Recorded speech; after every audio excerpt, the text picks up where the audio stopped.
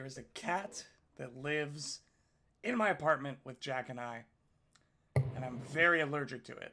So I apologize ahead of time if I just randomly sneeze, because that's been happening to me for the past 15 minutes.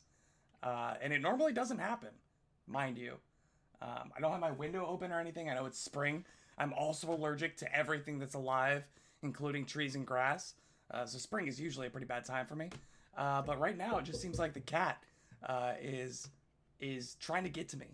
We spent an abnormal amount of time this afternoon with the cat in close face proximity, so I think that might be a problem as well. Jack, are you victim blaming right now? I'm not, but I did take a allergy medication, like a Claritin off-brand about 2 hours ago. So if you seem much worse than me, that's probably why. Well, regardless of the state of my nasal cavities, welcome everybody to. I was gonna say, welcome everyone. Welcome everybody to Heroes of Absalom, a second edition Pathfinder adventure brought to you by Three Kobolds Gaming. Thank you so much, everybody, for joining us on this wonderful spring evening, as we hopefully provide some form of entertainment to somebody. Some form. Hopefully. How's everybody doing? Good, excited. Good. Yeah. I am ready to get out of the House of Plains now because Jeremy Hoff sufficiently creeped me out. Yeah, he You was want to get your ankles bashed in by wooden planks? I'm over that. as much fun, quote unquote, as Kashak had dealing with Germanhoff. It was a stressful experience, I think, for the rest of the group. Just like seeing this very powerful man in this very comfortable situation that shouldn't have been comfortable for him. Finding out he's like just a regular like sadomasochist or just a sadist is interesting, I think, for the rest of us to sort of deal with and grapple with. He's a weird dude. He's a weird He's a dude. strange guy. Putting it lightly. That's putting it lightly. Yeah. Dangerous, maybe is the better word. Yeah. Speaking of weird and potentially dangerous, I'm curious because I've been thinking about this for a minute and I want to know your guys' thoughts on it. There's something about tabletop role-playing games that brings out the superstition in all of us. I'm not a very superstitious or, whatever person, but there's something about dice that brings out belief in order among the random among all of us. And I'm curious if any of you guys have any like dice superstitions that you guys bring along with you, because there's all these like stock concepts of like dice to jail, like believing that dice are out to get you or that something is going on. I'm curious if anybody has any thoughts about this, or if anybody has any beliefs that they carry about their dice that they don't normally carry in real life. So I have one D20 that demonstrably rolls far better than any of my other D20. And some of my players will know it's my orange translucent D20 here. Yeah, Oh, yeah. I hate it. That has claimed at least 2 characters in other games, and it's just the cause of many a crit. If I'm feeling, Wait, because he actively cheats. well, see, that's the thing though. I've Loaded dice. never tested it. it to see if it actually is unbalanced. Loaded or unbalanced. But I refuse to because it just works too well for me. So why would yeah, why- that's a great reason. why would I ever God, do no. that? You almost made me do an actual spit take there. But no, really, there is like such a mystique to the dice. I know of multiple people who will refuse to use a die after it has done them X amount of harm. Yeah. So personally, I keep 2 full rows of like dice sets, which is like D4 through D20. I keep 2 full rows and then 1 extra D20, and I keep them all set to the second highest possible result. I don't keep them at the highest. I keep them at the second highest possible result, such that I manifest the like really good rolls. but I don't like use up all the energy of the best rolls possible. So you're saying you keep each one, so like the D20 is at a 19 right now? Yep, my D20 is at a 19, my D12 is at an 11, my D10s are at 9s. And And then 7, 5, 3. Yeah, for a D8, D6. So- you're trying to reap in all this good luck, basically. Right? Like So- that's like people who like open and like turn on and turn off the lights like 3 times in every No. room just in case No, they're scared they're gonna die if they don't or something. It's OCD That's level insane. bullshit. Yeah, no, and I'm really just looking for corroboration that I'm not an insane person. That's what I'm really Confirmation Good luck- bias. good is luck what with you're- that. Exactly. Yeah, exactly. So for me, I keep all of mine at 3 because my birthday is the 3rd Okay. of May, Okay. a week from tomorrow. Not Oh, for is that coming up? yeah, it's a week from tomorrow. Yeah, my birth week is starting tomorrow. Anyway. So, I don't have any like superstition. I really like the color blue, so I have a blue bag that has only blue dice.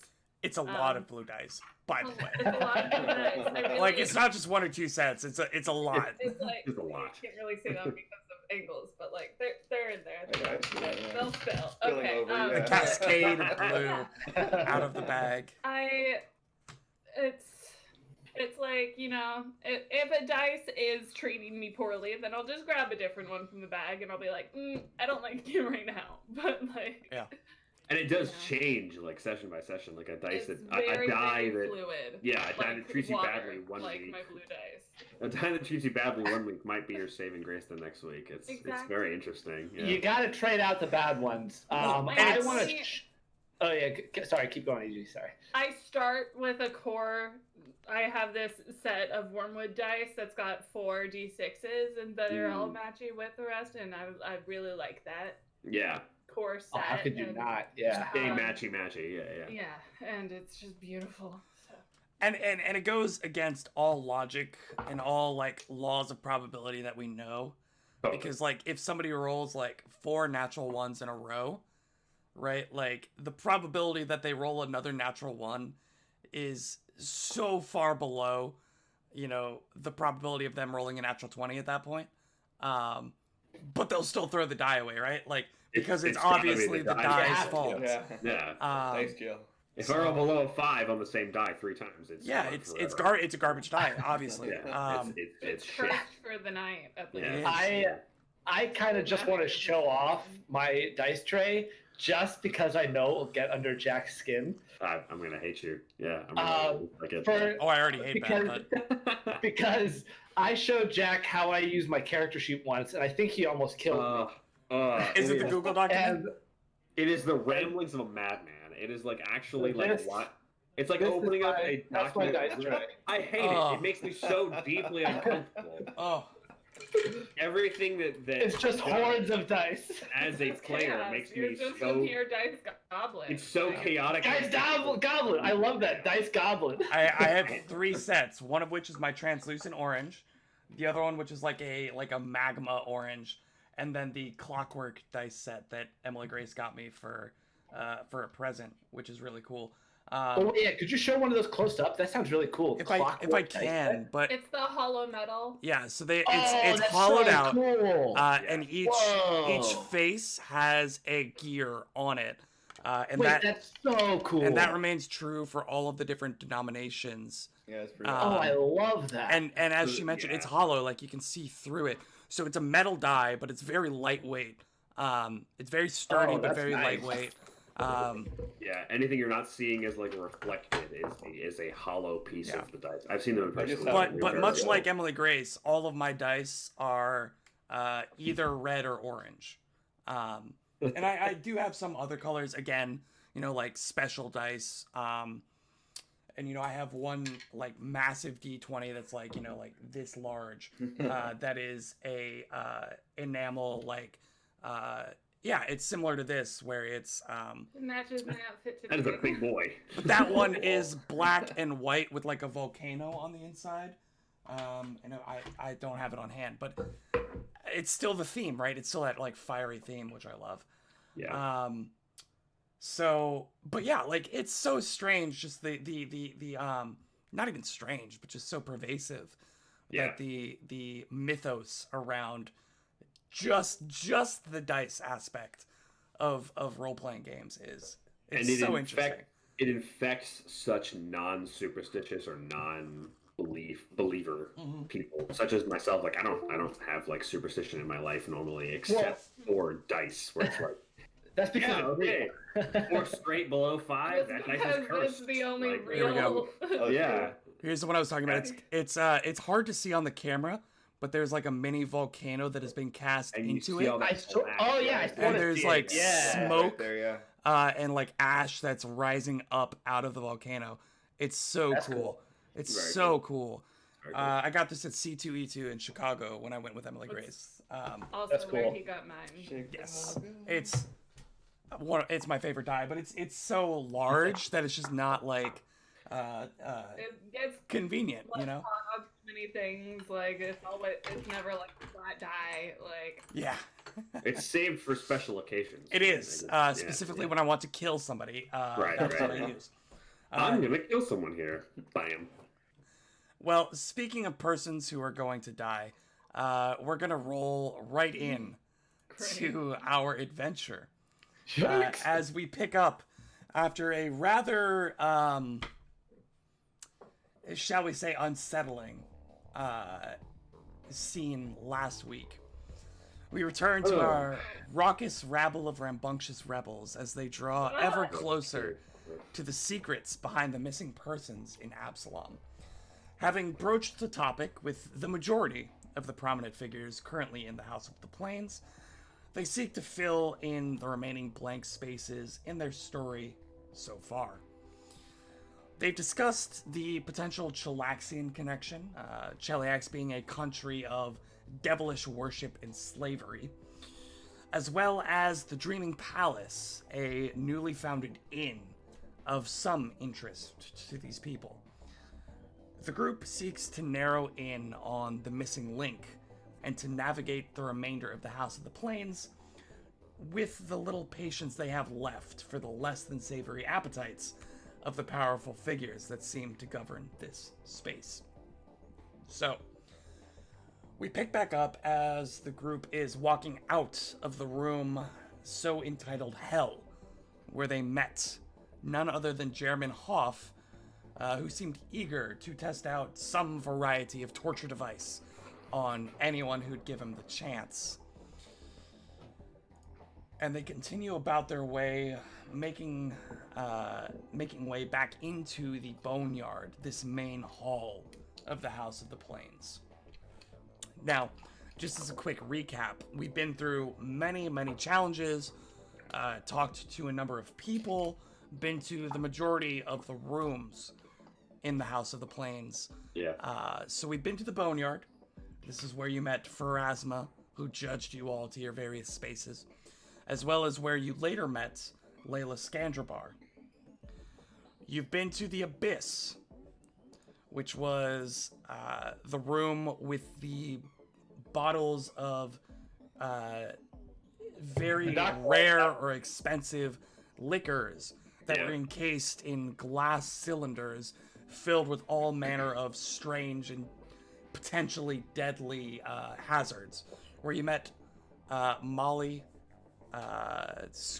Molly Crimson, excuse me. Crimson. Molly Crimson. different shade of red. Different shade, yes.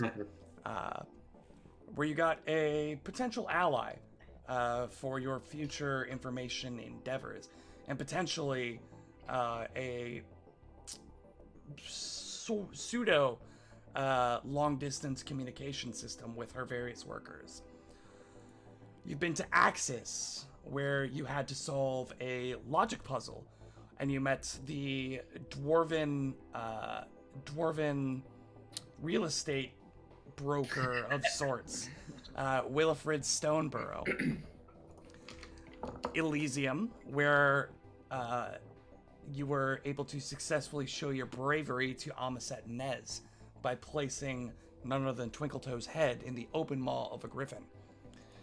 You've been to Heaven, where Kashak openly confessed his sins to the room under the effects of a Zone of Truth spell, and met a strange and inquisitive man by the name of Reginald Venkaskarskin, Do not like that guy. the owner and operator of the Eyes of Absalom, a very well-known tabloid. You've been to Hell, once again, where you met Jeremy Hoff and his various torturing devices. You've been to Nirvana, the room where you demonstrated your mastery of physical and mental self by wrestling with none other than the bartender over open and lit torches. You have 2 rooms left. 2 rooms. You have the Maelstrom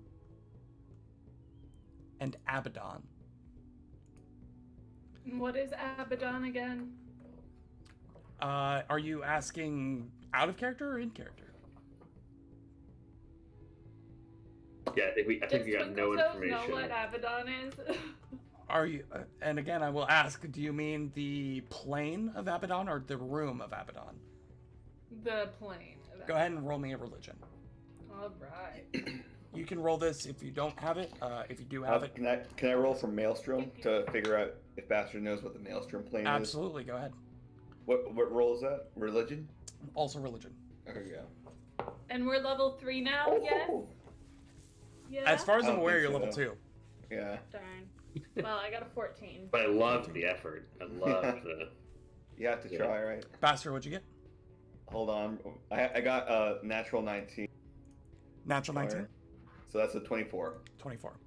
Yeah. Twinkle Toes, you're not very much familiar with Abaddon. You are familiar with the concept of Abaddon. It is one of the planes in the outer sphere that, in the metaphorical sense, most closely, the 9 planes that most closely associate with the material plane are these outer planes.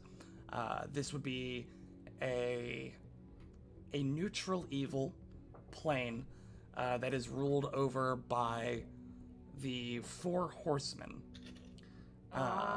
You're not very much familiar with them.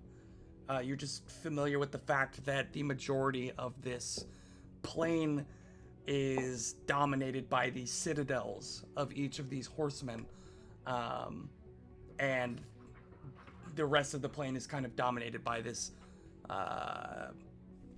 pseudo struggle, and I say that in a loose sense because they are very much want to band together for various causes, but there is still some kind of like inter-power struggle between the 4 of them that just kind of waxes and wanes as various alliances or treaties are brokered.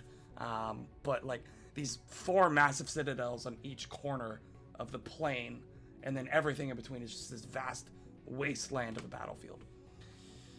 That's really what you're familiar with. That's like the overarching kind of, I don't want to say fairy tale because it's not a fairy tale, it's a demonstrably existing thing, but it's the mythos of the Maelstrom. Bastro, Abaddon.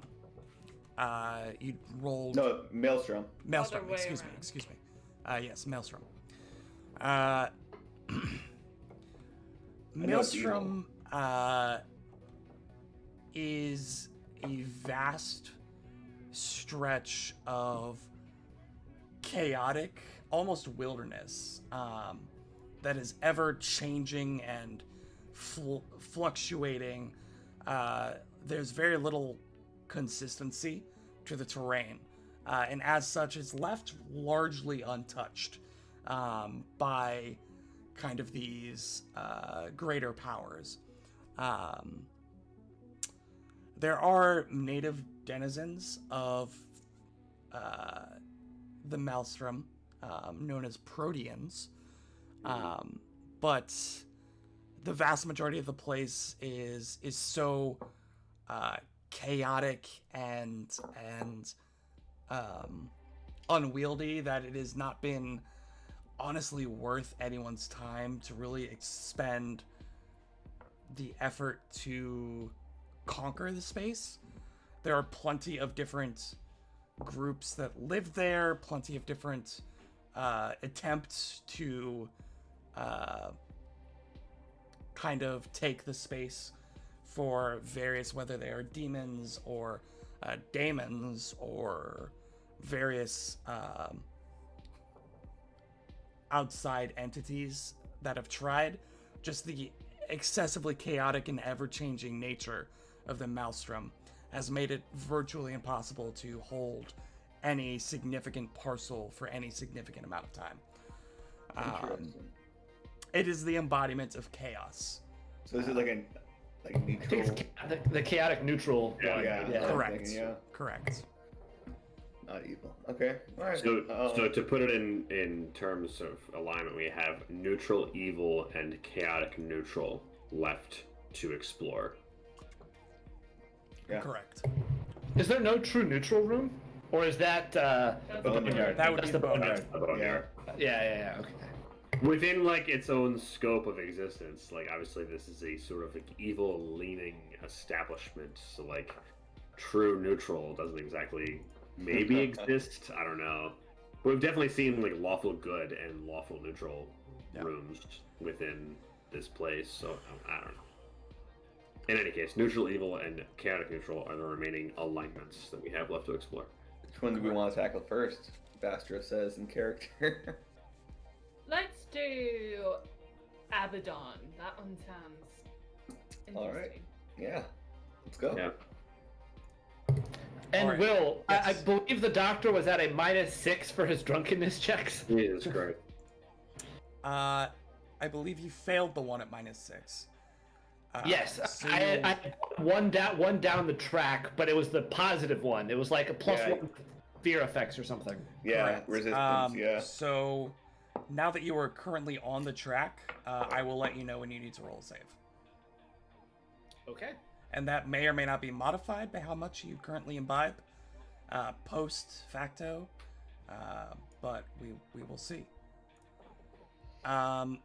So you all exit hell, which again was just like this rocky red lantern lit space with tables that were sunk into the ground like conversation pits, and featured prominently along all of the walls were these various torture devices, which you now know to be essentially the toys of the proprietor, Jeremy Hoff.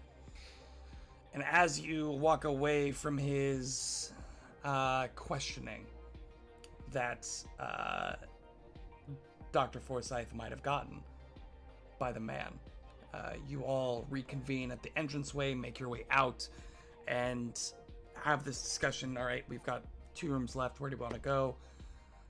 Let's go to Abaddon. It's basically the room to your right and the room to your left are the last 2 rooms. So you take the right and then another right into the archway labeled Abaddon.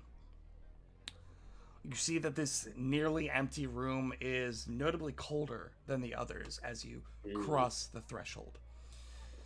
Guests sit on the bare stone floor or chunks of rubble. The walls are painted with scenes of vast wasteland and erupting volcanoes. A spherical light fixture on one wall only barely illuminates the room, thanks to a dark circle of metal that eclipses it. A horse skull mask obscures the bartender's face as she sits cross-legged on the floor, surrounded by her bottles, and in front of her, a single conspicuous chalice of some kind of silver, far larger than any of the other bottles around her, and seated directly in front of her. And as you walk in, you notice that it is about half full. And as some of the patrons of this area leave, you see them taking their final sips and pouring the dregs of their flagons into the chalice. Chris. Backwash. Well, that's it. Great. That's fantastic. So that's all we see is just in the middle of the room is just the horse skull lady bartender, surrounded by bottles and also the silver chalice. There's no like tables or anything. Go ahead and roll a perception check for me. All right. That's it's a 15. It's a 15. Yeah, so there appears to be no furniture. Distinctly no furniture of any variety. The only closest thing that you would get would be like large and oblong rubble or rocks of various, whether they're naturally formed or like pillars that have collapsed and broken into pieces. There's no official furniture, but people have kind of made do with seating on whatever is around, but the majority sit on the bare floor. This seems to be some kind of barren wasteland of a sort. And again, you'd be familiar, at least partially, with the concept of Abaddon, that this is a war-torn and barren wasteland. That being said, you notice the bartender, as mentioned, they're in these like black leather, almost rags. They're just like strips of this black leather hanging off of her as she sits on the ground cross-legged, this horse skull. And to the best of your, best of your ability, you can see that it is an actual horse skull. It's not like a, It's not like fake or anything. not like a plaster ceramic. cast. It's an actual horse skull that sits over her face. You can just barely make out the whites of her eyes behind the large holes in the side of the skull. Creepy. Sitting in front of all of these bottles. Again, this rather large chalice sitting in front of her. But off to the side, you see another figure. An elfin male. Human elf. One might call him a half-elf. No, an elfin man sits to the bartender's left, about 15 feet to the side. You notice a number of empty and or broken bottles are displayed out in front of him as he kind of wobbles in his seat, sitting on the ground, just kind of swaying back and forth. You notice that there is a like kind of like a path of this spilled liquid between him and the bartender.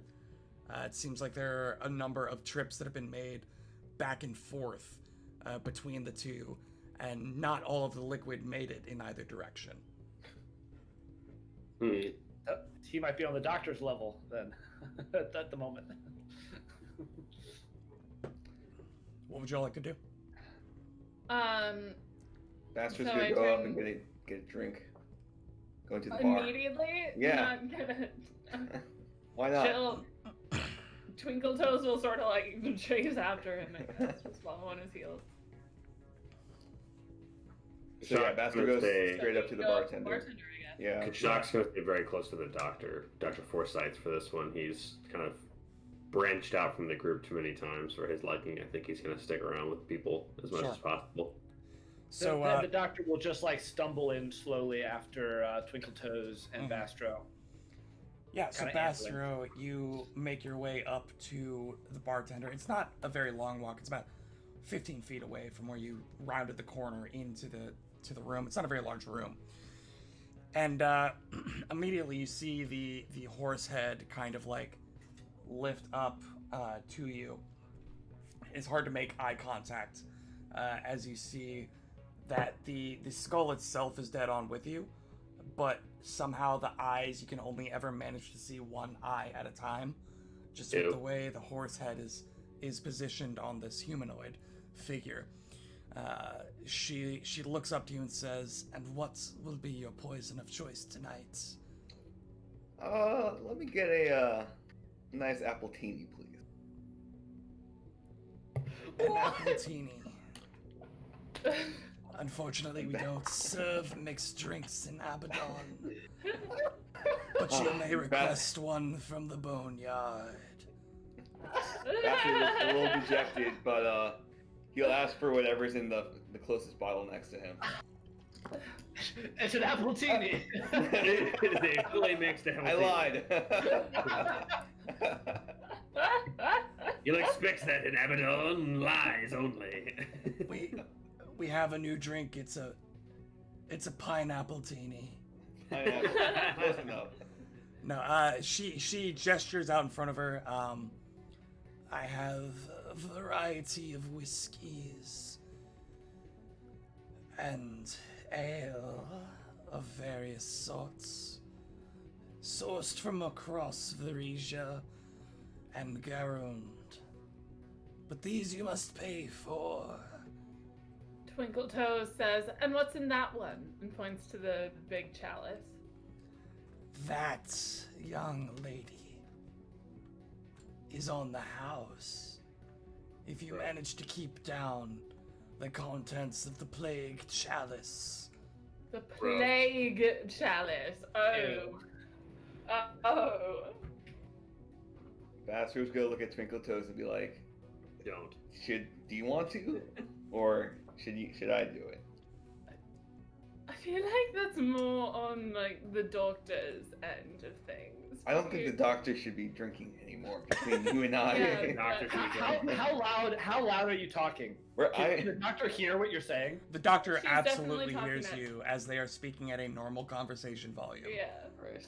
Okay, then the doctor, hearing his name be invoked, will just go, "Say no more," and he'll walk up and like he doesn't even know if he has to pay for it. He just slaps the silver down and will try and take it. As soon as she sees you walking up, it's like she instinctively sees A mark. the signs, yes, of a potential customer. And as you are approaching, you watch as she grasps the chalice with two hands. The head bows, the skull bows, and the chalice lifts up to about waist height to the doctor as she offers it to you. Doctor, it is called the plague chalice, just to let you know. I'm certainly not advised drinking out of that. That sounds like a bad idea. It's a good thing I'm a doctor, and I'll drink it. That was my fault. That was what I was thinking. Like, Bastard just puts his hand up to his head. It's like, here we go. Okay. How fucked am I? How many fortitude saves? That's the one I want. Yeah. Just How many one. fortitude saves? Just one. Doctor, you bring the cold chalice, what feels to be solid silver in your hands, to your lips, and immediately you are hit with just the pungent smell of oh no. grain alcohol mixed with like lager and ale and Oh beer. no. It just seems Get to it? be like a concoction of every drink that this bar has offered today. Like every last little bit of each patron's cup has been poured into this chalice. And it hits you and it is rank. It is the worst thing that you have ever imbibed, willingly at least. And I need you to roll me a fortitude save. Is this with my -6 or without This it? is absolutely with your -6. You know, that's fair. Good. What do you mean that's fair? That is what we've been doing. I'm sure this will not serve any bad purposes. So this is an effective -1. And I'm already hero pointing that. First roll of the night and I'm hero pointing. Here we go. Oh, wow. Here we go. Oh, my God. I'll take it. It went from a natural 5 to a natural 1. Oh no! Effective 0! You hate to see it. Do I just vomit on the Dr. skull? Is that what Forsyth, happens? Critical failure. Dying to. you You lift die. I think you die. the I think you chalice contract the plague. out of the bartender's hands. Yikes. You bring it up to your lips and you make the fatal mistake of sniffing it before you begin to Yeah, drink. you never do that. You sniff it and it hits the back of your throat and then you pull it to your lips and And then you just vomit Rake it back. into it. and then immediately your entire insides just begin to churn as everything that you've done so far just begins to fight its way out of your body with a nasty and vicious force.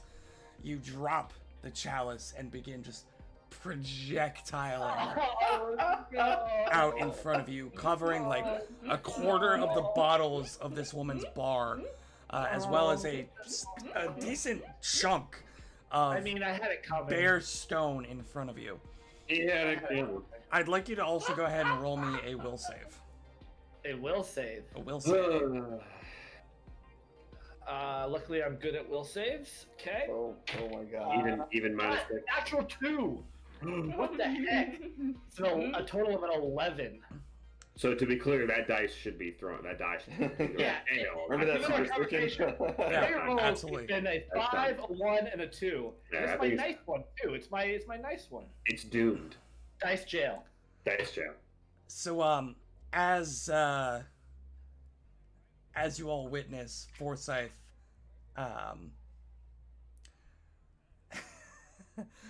returning some of his some of the drinks that he had taken throughout the night to the stony ground below him, you notice that the elven man kind of stands up and wobbles his way over, kind of pats Forsyth on the back as he's puking and says, It's all right, buddy. You'll feel better soon. You're doing a good job, man. You're gonna." And with his other hand, you just watch as he grabs the base of the chalice, like pulls it away from Forsyth. You're not gonna need the rest of this. And just as he's patting Forsyth on the back, just downs the rest of the contents of the plague chalice, and kind of like drops it at the feet of Dr. Forsyth and the bartender. All right, you did a good job there, bud. I'm gonna go back. Oh, I'm a sympathetic puker. I'm gonna go. So first of all, gross. Second of all, Kashak will barely let this guy get within like 6 inches of the doctor before kind of like striding, but like as he takes the plague chalice, maybe Kashak stands between the two of them, and I think he'll just kind of be very confused as to why this guy felt comfortable talking to us. Excuse me, may I ask your name, sir? Whoa, there, big fella. I don't mean any harm. I'm just going for the free booze. I'm Lomo.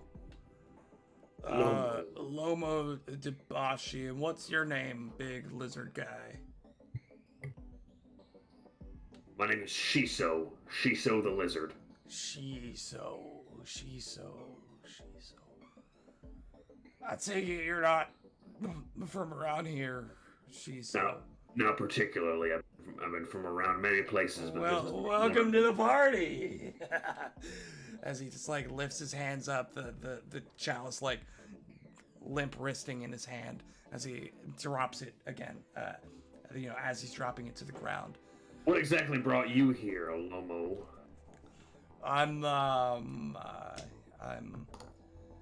what am I? Right. I patronize this room because I'm the patron of this room. Sorry, what? That's quite all right. How about you have a seat and drink as much water as you can physically hold in your hand? No, water. Yeah, if you wouldn't mind buying me a drink, I'd be much appreciated. It's alright, Shiso. He's not yours. Yeah, Kashak will just turn away from this guy. He's just like completely disregard him. So make sure the doctor's okay. Is the bartender like covered in puke? No, It's just the Oh, thank God. around the bartender. just like a quarter of the bottles that were like off to the right side of the bartender, and like Or ruined. the ground in front of the bartender. It's like a line that just like went off to the side. Forsyth did one of those things where he like tried to hold it in and got like Ah! the And just spray and then went off to the side. Oh. Basker's gonna cast prestidigitation, and he's gonna start cleaning up the mess that Dr. Forsyth made. Oh, thank Well, by goodness the way- I didn't want to use anything of mine. I think the doctor's just laying kind of half in it. I think he's just on the ground. Dr. Forsyth, Bastard's I'd gonna like you first to clean make up the doctor, and then he's gonna start Dr. vomiting Forsyth, around I'd like the you to doctor. make me another very important. A very another. A very another Very important. another. Another very another important important save. fortitude save. This one is still at the -6. That's an effect. That total of an 8. I'm rolling like a Total of champ an here. 8. Okay, so You know, I had it coming. I passed so many in a row. Yeah, that you did. I really You're had nuts. it coming. So, whereas the majority of the drinks you've had tonight, you felt like a champ. You've been able to take quite well. Whatever concoction, mixture of random bits and pieces of drink that this was, finally tipped you over the edge. And everything is catching up to you. You are now considered flat-footed, Okay. but you still have your +1 bonus to saving throws against fear effects. Oh, that's so useful. As you now begin to stumble and stagger your way around. Okay. But you're clean. So But we you have that are- going for you. Pristine. Oh no, your makeup came off. After the conversation with Shisu, was that the name you gave? Shiso. Yeah. Shiso. After the Shiso, conversation with Shiso. Shiso, She's so what? Lomo kind of like stumbles back to his little perch. You see, like, he had kind of fashioned somewhat of a backrest as he piled up some of this rubble and debris into a pseudo, like, chair with some back support that he just kind of, like, leans back into and sits down in the midst of this pile of empty and broken glass. What are y'all doing? Kashak hates this room. Kashak is like actively cringing at everything that's going on. Bastards is inside cleaning the up puke. room. Twinkle Toes is trying to help the doctor sit up first. Maybe later we'll get him to his feet. But Ugh. she turns to the bartender and says, "Oh goodness, I'm so sorry about that. Hopefully we're not. Well, for our sakes, hopefully we're not the first. But I've for seen yours, I hope we are." many worse than your friend. If Kashak sees Twinkletoes like trying to pick up the doctor, he'll just step in and like just take over, picking him up and like carrying him away, just like being a Good, muscle. just Yeah. Twinkle Toes is like full body up He'll to, see like, this get him tiny halfway. halfling woman like trying to pick her up, and just okay, this is my job, I guess. And he's like still disgusted. He'll like kind of half drag Dr. Forsyth across the room towards the door and like sort of try to coax him into consciousness or some form of Well, I think he's in sort of that like yeah. where you're not unconscious, but you're like he's You're woozy from- browning out. yeah, he's Exactly, like yeah. woozy. So he's like not with it. And Kashak won't recognize that, so I'll try to like kind of keep you awake or keep you stable at some level. If her friends bail, she's gonna follow. Bastard will buy 2 mugs of ale, and he'll bring one to what was his name? Lomo. Lobo. Loma, yeah. I was gonna say Lomo Lima. and Dabashi. Yeah, he'll bring one to Loma as like Debauchery? as an apology ale, and also to thank him for like making sure his friend is okay. 'Cause that's what to him, to Bastard, that's what it looked like he was doing, like, checking on the guy that's puking, basically. Yes, it was definitely to make sure he was okay and not for the free alcohol. I mean, the chalice was free to anyone, so he couldn't have gotten it. But yeah, Bastard will pay for 2 drinks and bring Okay. one to Lolo. Yeah, you bring one over. Lomo Loma, whatever. looks up, sees you carrying 2 tankards, and just assumes that one of them is for him, naturally. Looks up and reaches his hand out and says, "Oh, thank you so much. No problem. Here you Someone go. finally Thank you for respects. watching my friend over there. Someone finally respects the authority of the position. You're not a Darrow, are you? I mean, that would just be. You're not a Darrow, right? No, I'm not a Darrow. I hate Darrows. Oh, Screw those Darrows, right? oh man, they're the worst. Just the absolute. Can I roll recall knowledge for Darrows? Sure. Go ahead and roll a society. Society. Oh, I'm excellent. Darrow. I'm really nervous. Yeah, what an interesting choice to be like racist against. Oh, that's pretty good. That's a 27. Darrow, as you would be familiar with, are a race that is, or an ancestry that is similar to, kind of like halflings or gnomes, small humanoid creatures from the Darklands. They are Insane or something, right? so yeah, they are unsettling to say the least. Their appearance is unsettling to kind of like ground surface dwellers, just because their natural, features are very much adapted to underground life and not to, what Surface might dwelling. be considered surface dwelling. So they have like very large and bulbous eyes that are like, very milky, just due to low light. They have like differing skin pigmentation that's almost like a bluish color. Again, all of these features that they've adapted to this like underdark or Darklands living that just makes them unsettling to surface dwellers, especially since they very, very, very, very rarely actually make make appearance to surface dwellers. That they're almost like an old wives' tale. That these creatures, these like magical creatures, will pop out of holes in the ground and steal babies, kind of thing. That's crazy. Wow. So, you're not sure where the line between like fiction and reality is, but these are kind of some of the ideas that you might have about them, just based off of the things that you've heard. You're Okay. aware that they, with that role, you're aware that they do in fact exist. They are a real ancestry on Galarian. They are a culture in and of themselves.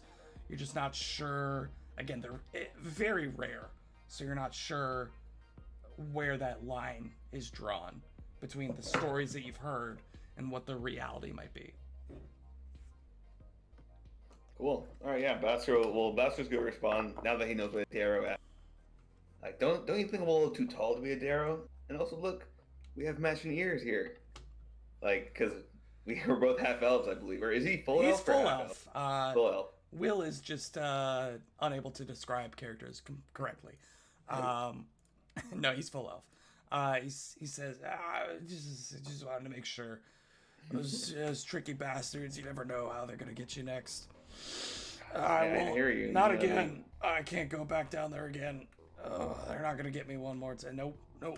They're not gonna get me again. Back down where? Go ahead and roll a diplomacy. Ooh. Do I get a plus? I guess we don't get the plus because we did not pass that. Nope, just That a one straight thing. up diplomacy. Yeah. Ooh, great. Wow, 3. 3. Yep. Yeah, these just had to make sure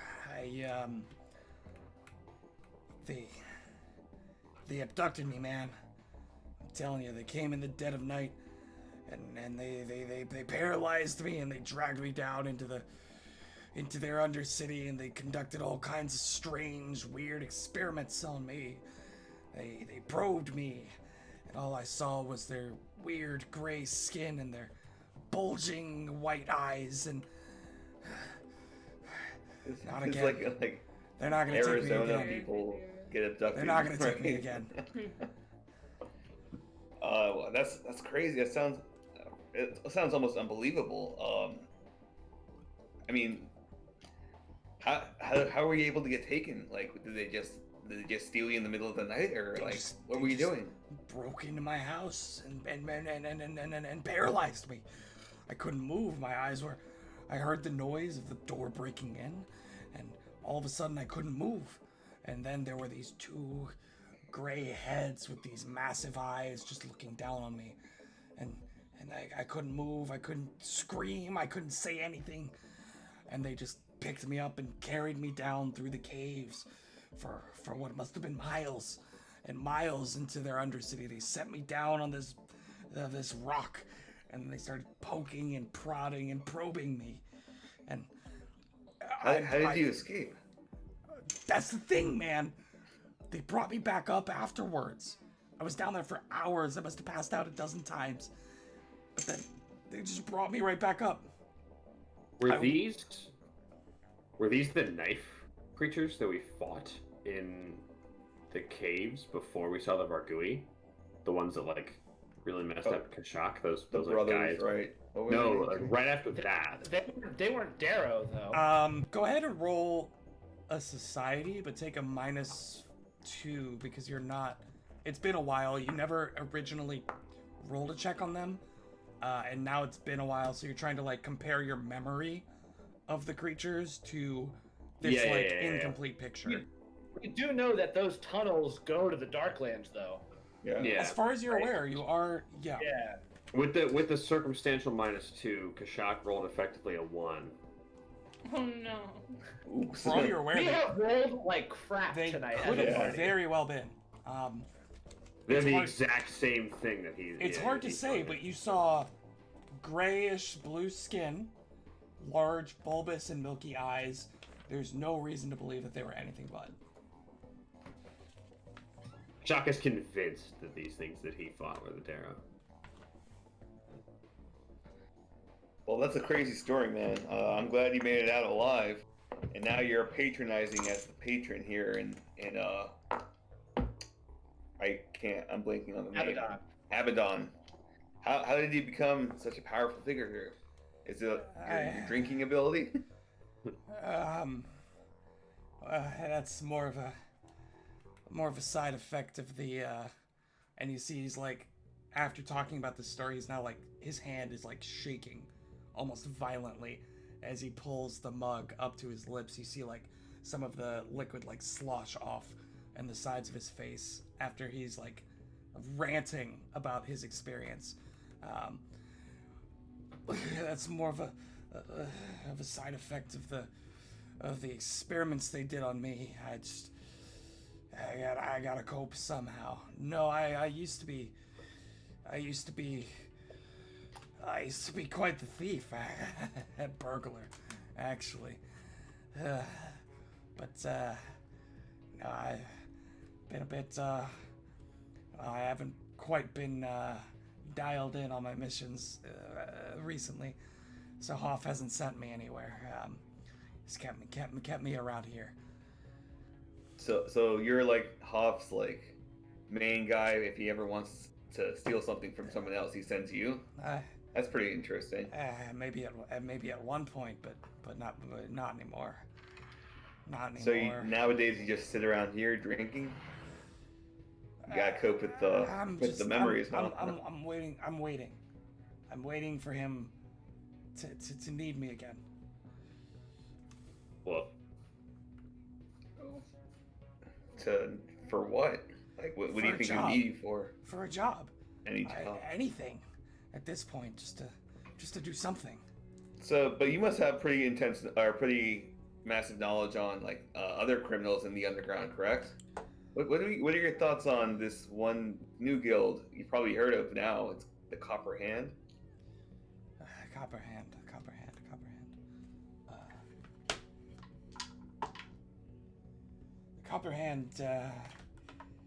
I don't know much. I haven't been out much recently. Not since they started to kick up some action around here. No, they just seem like eager upstarts. Nothing to be worried about. I'll still have my job. I've still got my job. Okay. All right, man. Well, I hope you get better. If I see any daggers, or what were they called again? Darrow. They're Darrow. If I see any Darrows, I'll Any daggers lying around though. any daggers, right? If I'll I see let any you Darrows, know. I'll make sure give him a 1-2, and he just puts up his hands as he backs away slowly from this drunk rambling man that he's a little uncomfortable around. Talking about gray-skinned, bulbous-eyed people. And he's got Bastard will make his way back to the others who are, I guess, leaving right now. Yeah, what is Yeah. everyone else doing? I think trying to at least let's just we're done with this room. Yeah.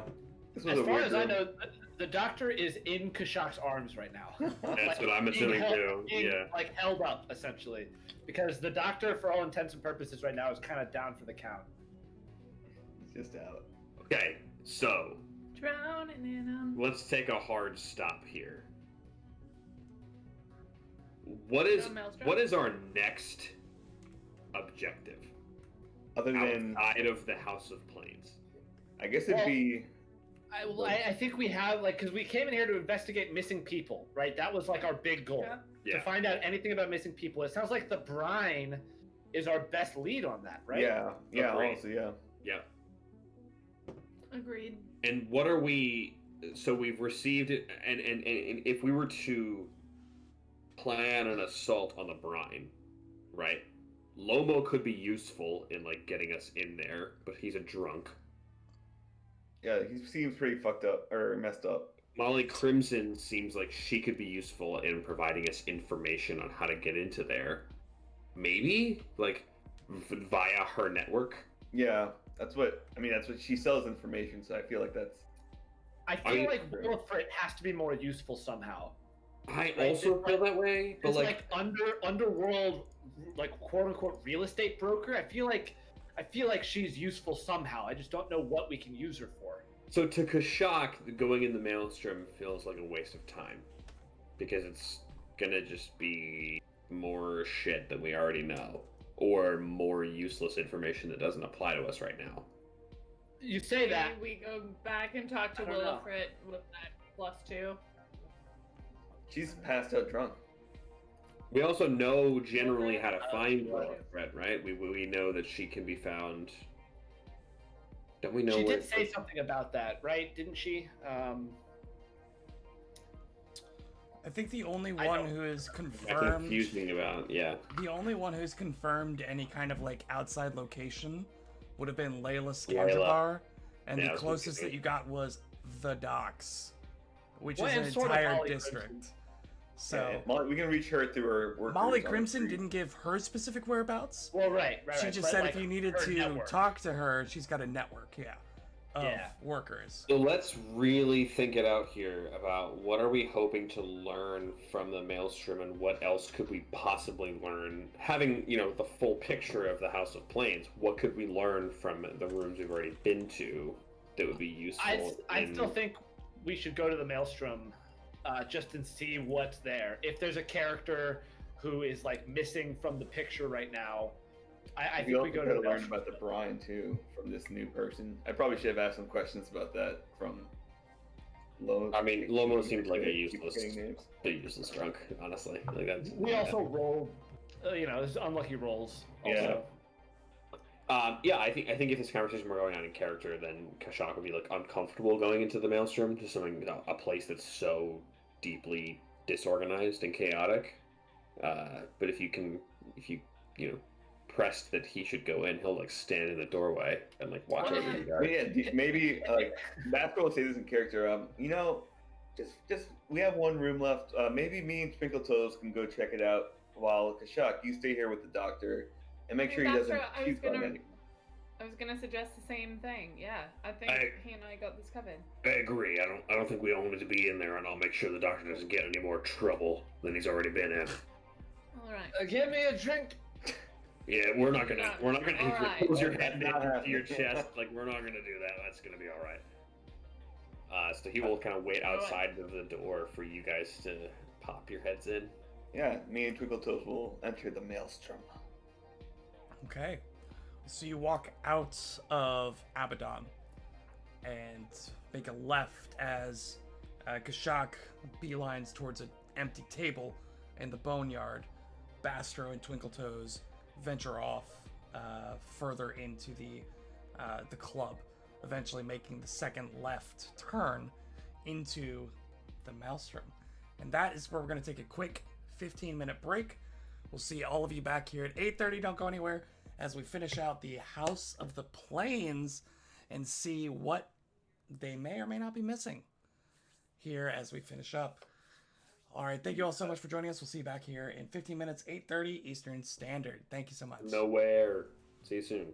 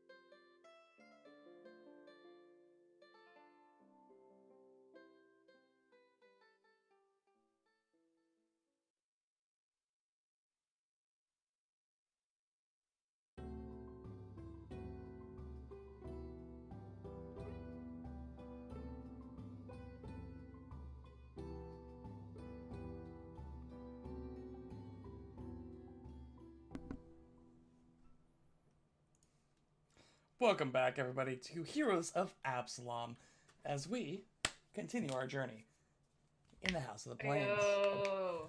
Bastro We're- and What's up? Twinkle-Toes make their way towards the Maelstrom, as Kashak carries the unfortunate body of Forsyth to a table to sit down.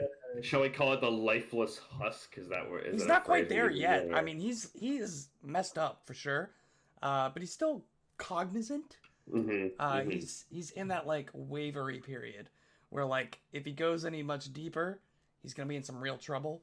Right. But you still feel like, you know, you get some water in him, get some Advil and some peanut butter, he'll be fine. Yeah, he's been obstinate to the second two. So the first one, I mean, he's just mostly trying to keep him away from any more booze. But yeah, But we will now follow Twinkle-Toes and Bastro as they take a left out of Abaddon.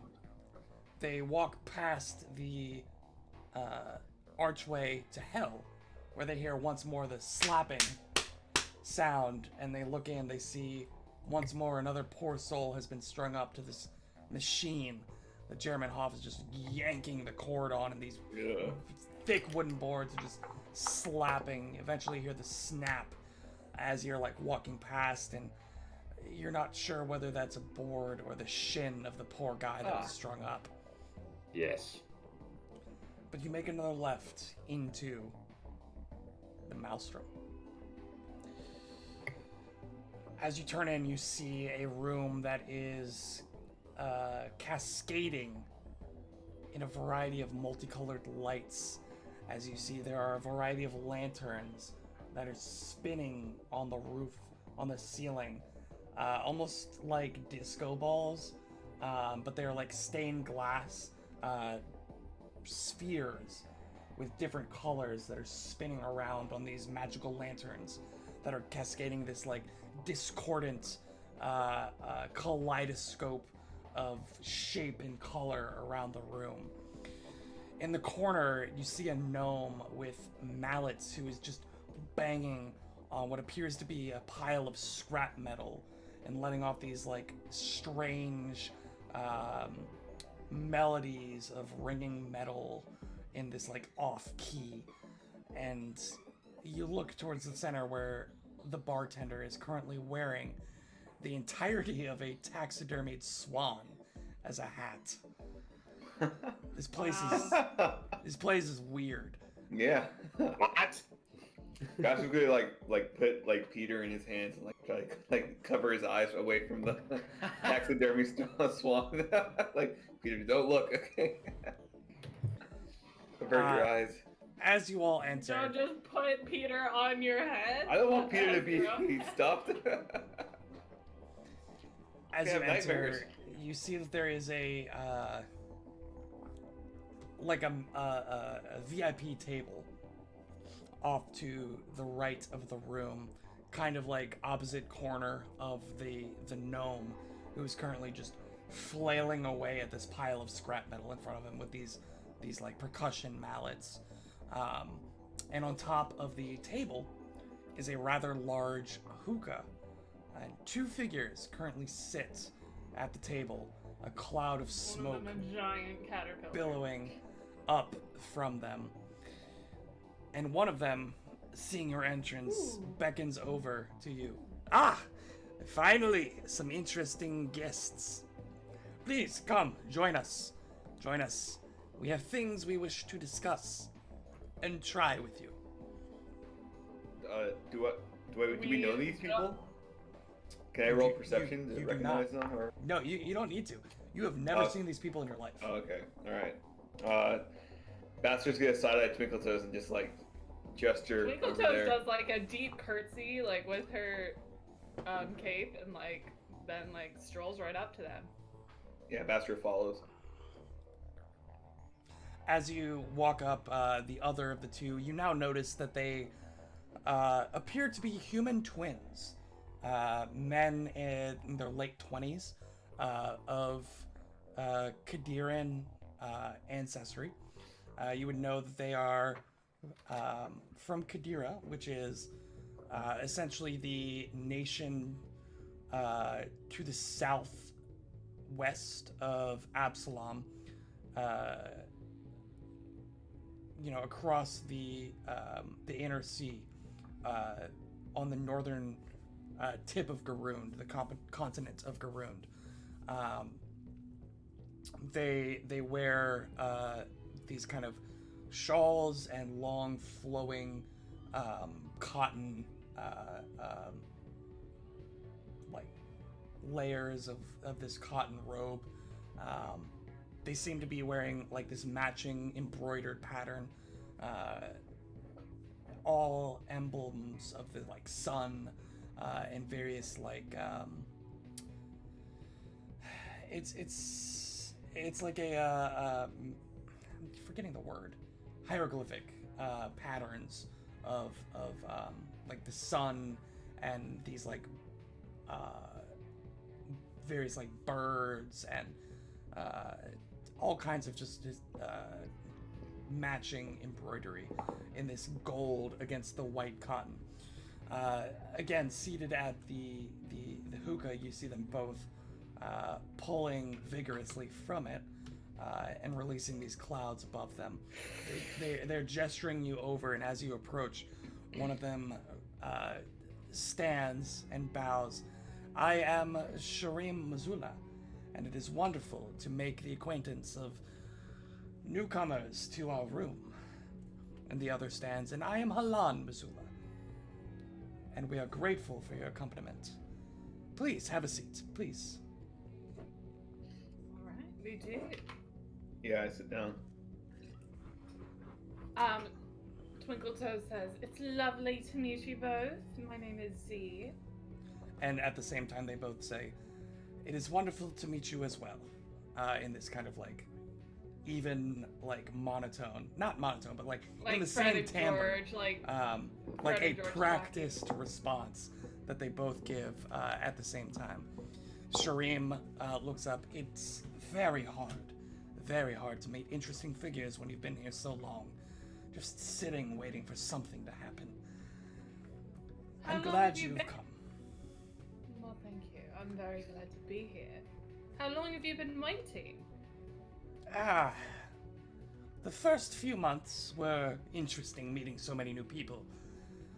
But nowadays, so many of the faces are the same that we've seen night and night again. Are we just interesting to you because we're new faces? Or You're was interesting there something else? for being new, and you're interesting for the sake of being interesting, Halan says. He says, and, well, we have a number of things that we'd like to run by you, if you wouldn't mind. Please. Go ahead. Sharim says, we are connoisseurs of experience, of novel senses, and, well, we create the experience our consumers wish to receive. And as such, we are always looking for those who are eager to share in the experiences we can provide. What kind of experiences are we talking about here? It's a pretty vague term. You Would see you agree? Halan, like a big smile come across his face. Ah, my friend, I'm glad you've asked. And you see that he pulls out like a little cloth sack from his belt and pulls out what looks to be like a shredded plant of some variety that's coated in this thick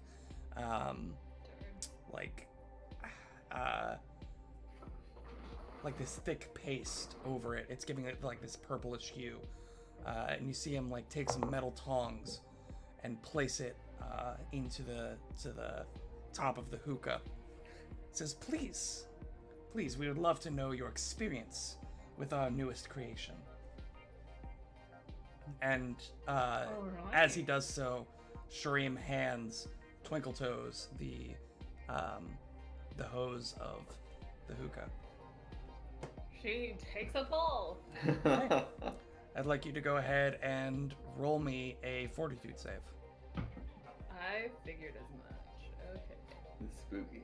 Good luck.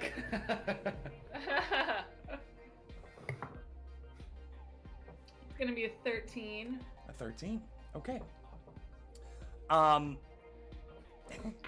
don't know how proficient with recreational drugs Twinkletoes is, but regardless of that, She's not inexperienced, fair enough. but she's not like heavily experienced. Regardless of what experience she may or may not have, this is something altogether unfamiliar to her, as she takes a large puff of the hookah. You take a second, exhale the cloud of smoke before you, maybe a slight cough, as the Missoula brothers like eagerly lean in to see your reaction. And as they do so, you notice that across the entirety of your field of vision, you see these little visual artifacts begin to spark out, as a pleasant sparkle to the edge of the figures in your vision begin to appear. So like the outlines of the Missoula brothers' faces begin to twinkle and sparkle. You Like a vignette, but of glitter. sort of. You like look down at your hands, and like maybe the tips of your fingers and the edges of your hand begins to sparkle, and you look around and just like the outlines of everything around you, you see these like flashes of like glitter and light, almost like twinkles of starlight, just kind of outline everything in your vision. So, how do you feel? Sparkly. See, I told you sparkly. That's what we were going for. Thank you. And You're passes thank you. passes I- the hose to Bastro. Bastard looks at it and he's like, so should I just blow into this? No, you inhale. Okay. Into And it. where should my feet go? Precisely where they already are. Oh, okay. You are And adequately prepared, Bastard will inhale. He's never done drugs. Go ahead and roll me a fortitude save. Where should my Where did feet my go? feet go? That's gonna be a 16. 16. Yeah. Same deal. So like you inhale, Bastro, you cough much more. You are very unfamiliar with the feeling of anything but oxygen and natural air in your lungs. So this is perhaps the very beginning an unpleasant experience for you. But again, nothing, as you exhale, it takes a second, but you see this outline of sparkling and glittering color that begins to erupt across your field of vision. Seeing, every color under the rainbow that just begins to outline and sparkle in different intensities, flashes of light almost, but not in like a blinding way, but in like a transfixing, almost like diamond encrusted like refraction of light around Does this all of that function like outlines. fairy fire, like the spell? Bastard's like, wow, fireworks. It, Yeah, it he's, like, doesn't. looking at nothing. It doesn't. To your vision, it's like, without saying like you're in a comic book, right? But if you were to picture the scene, like the panel of a comic, instead of having like a black outline around the objects, you have this outline of this like multicolored, It's like the bling filter on. exactly. It's like a bling filter on TikTok, if that's what you want to go with, where everything is outlined in color, but on top of the color, there are these flashes and sparkles of light that just kind of like flash randomly. And it's this very pleasant, like, and everything seems like brighter. What was this already very colorful room begins to just erupt in the depth of the color that you're now perceiving. It is a very, like, you don't feel any different. It is entirely visual, what you're getting. And it's very, like, it is a very intense perception of these colors that you're now getting. And you, my friend, how are you feeling? I feel like I can see fireworks, but the fireworks are made of diamonds. As Bastar's like looking around at Diamonds! the room. Diamonds, my brother. That is what I said. Very good. We've done it. We've done it. Yes. Yes. This will take over the markets quite well. I am sure of it. Very good. My friends, what are your names? Like I said earlier, my name is Z. And I'm Bastro. Z Bastro and Veltorn. How are Bastro. you? I am very well now. He's still like Very well. like looking around. Yeah, I'd imagine you both are kind of like you're having this conversation, but you're just trying to like look at new things and see what the difference is now. And at one point what was Any reflective surface that I can find, I'm definitely looking at my reflection in and seeing how I sparkle in it. of course, Right. naturally, Um, naturally. Are you looking at your toes to see if they twinkle? Do you shine bright like a diamond, or is it a We've come different full song there? circle. We finally figured out the origin of Twinkletoe's name. She Shireen. did this drug when she Joke related. was Yes. 8, Yes. apparently. Shireen looks to the both of you. Well, I am happy to say that our experimentation has been a success. But enough about us. What brings Z and Bastro to the House of the Plains? We came in search of some information, actually. Halan says, information. Well, you've helped us with our experiments, and they seem to have been a success. If we know anything, perhaps we can be of aid. Go ahead and roll, Twinkletoes, roll a diplomacy with a +4. Bastro, you can go ahead and roll an aid with a +4. Cool. I do not aid. I'm gonna hero point mine Okay. because that's a natty 1. Can only go up, right? Only good hero point economy. Yeah. Natural 15 for a total of 26. Excellent hero point economy. Nice. So Shreem is like, yes, it seems our experiments have been a success. What are you looking to know? We have many connections across this place. But I'll let you know now that we mostly deal in the sale of illicit alchemical concoctions. So, while we do wish to help our good friends, we only know so much. Absolutely. Well, the main thing we came looking for information on is there have been some people going missing throughout the city, and really we were just trying to see if anybody knew any more about it. It's mostly, from what we understand, people who are not from Absalom originally, but have come here recently, either for the festival or have gone missing during it. As you're saying that, Halan is putting another like bunch of this concoction that they've made into the hookah, and you see that as soon as he does, Shreem like is puffing on the hose, and eventually takes a long drag, and you see him exhale, and as he does so, his eyes are closed as he's pulling, exhales, eyes open, and you just watch as his irises just like go almost full size to see the black, entirely the black of his eyes, the pupil of his eyes, Dilated. as they dilate. And he says,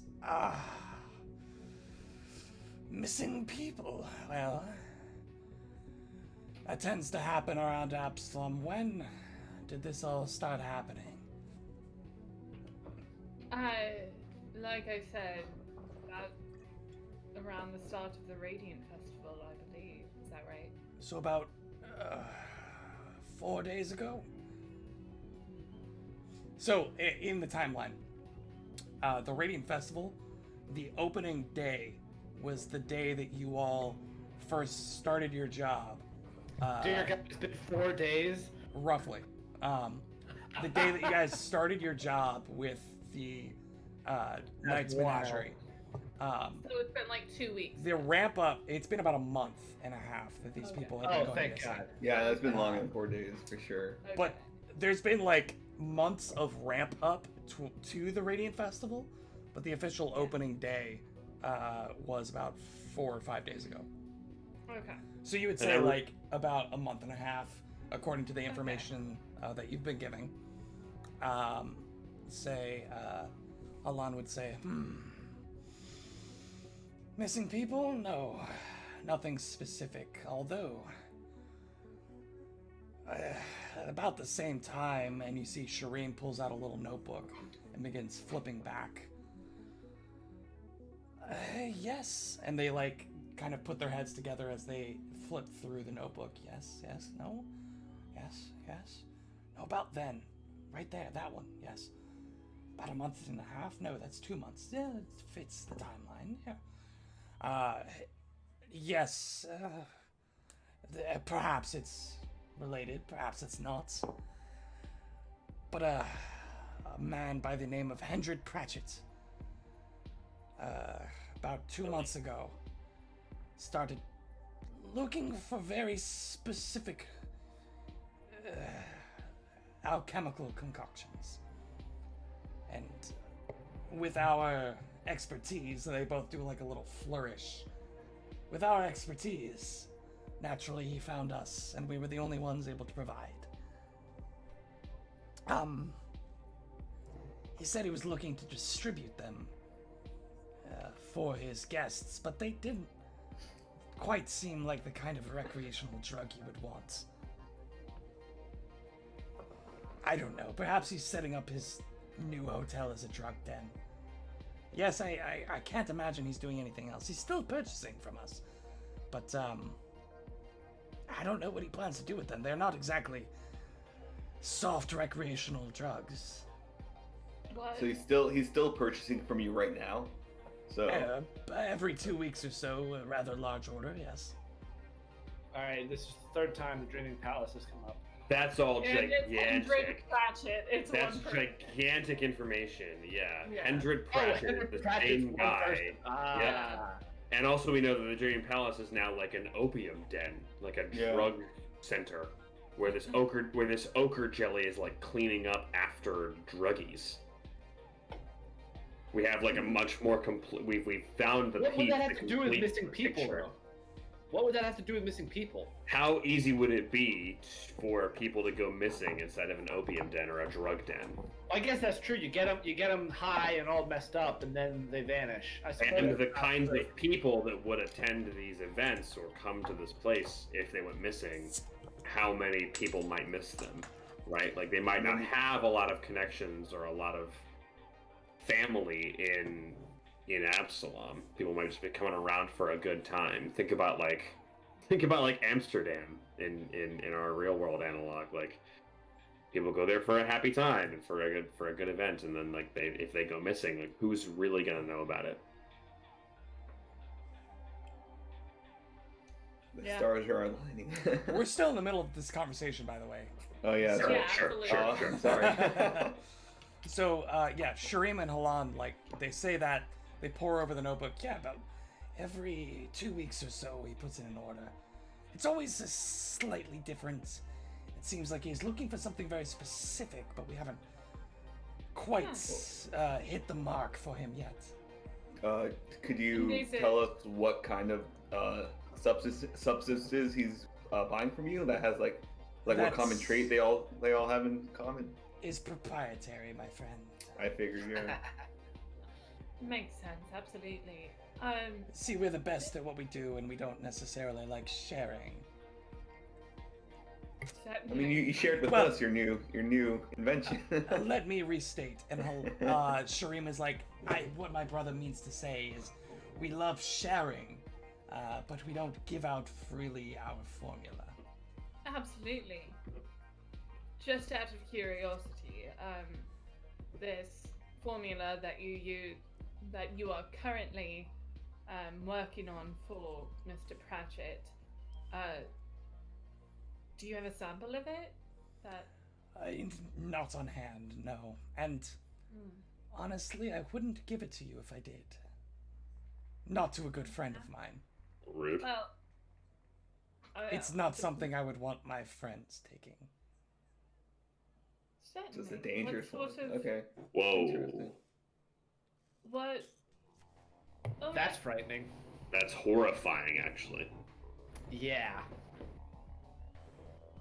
That's a big red flag. This guy who's really into illicit drugs doesn't want Yeah. to have I'm those wondering friends A if drug taking that a drugs. drug drinking dealer doesn't palace, want if his drinking friends to really take. just means murder. Like, Maybe. Yeah, that's Yeah. horrifying. Yeah. Actually. Dan said it best. A drug dealer doesn't want to take is not a drug I want to take either. It is Nope. not. It's not something I want around me. No. All right. Well, that's good to know. Anything else?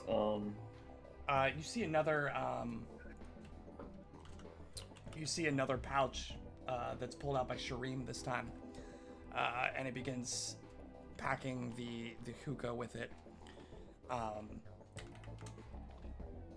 This time it's a distinct like blue instead of like the royal purple. Takes it, imbibes the vapor, and then passes it around to Twinkledoes. I'll take a puff. Take a puff. Go ahead and roll a fortitude save. Is this for that flay leaf action? 14. 14. You feel this one is hard specifically for Twinkletoes. You feel a like surge of energy go through you. You feel like almost like supernatural like strength begin to like course through you. But as you're like, you know, like you might like grip the hilt of your rapier or your I'm sorry, what weapon do you use again? Rapier. Rapier? Okay, yeah. There's the other one I always forget the name of. The main gouge. Main The gouge. main gouge, yes. You grip like the hilt of your rapier, and you realize that like it just feels like a really good, like powerful feeling. Doesn't seem to have a specific effect on you. Does it feel similar to like what she might feel when she has panache? Like that sort of No. like elation, or not quite? Not quite. Yeah. I just feel like strong though. It's just like this really like you feel this like wave of, I guess for you, the best thing that I could make, the best comparison I could make is you feel like emboldened and this again supernatural strength, but the feeling that you have after like some testing does not match up to the reality of the effect it has on you. Okay. So you feel really good. You Super feel weird. stronger, but you are not demonstrably stronger. Like I feel stronger, but it's not like I could lift any more than I'd be Correct. before. Okay.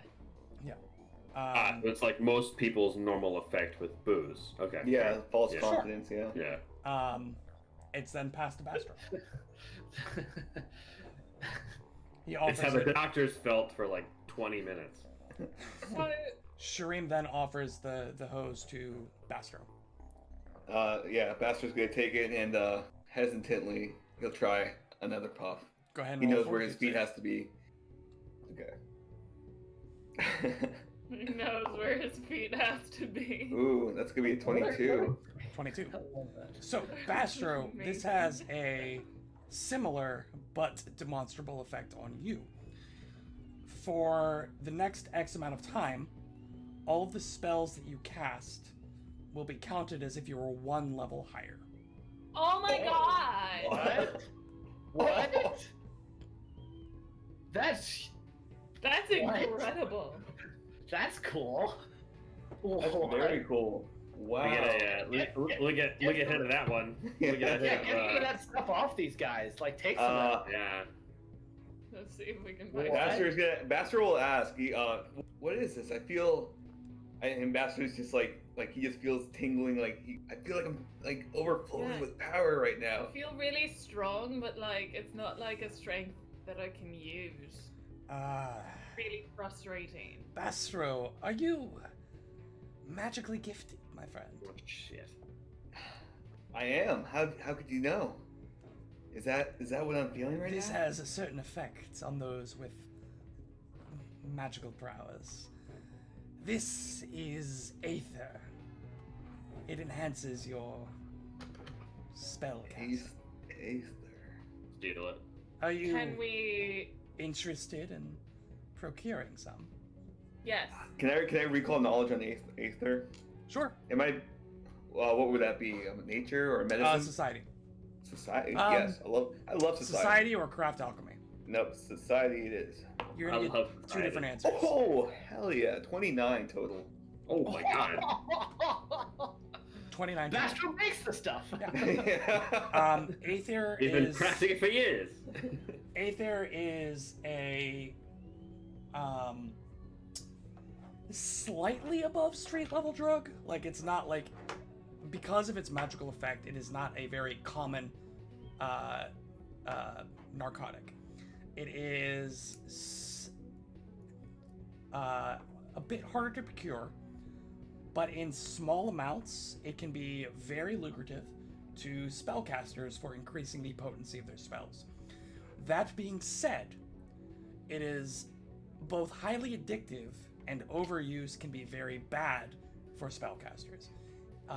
Overuse can actually reduce the effectiveness of spells and also physically harm casters, specifically casters.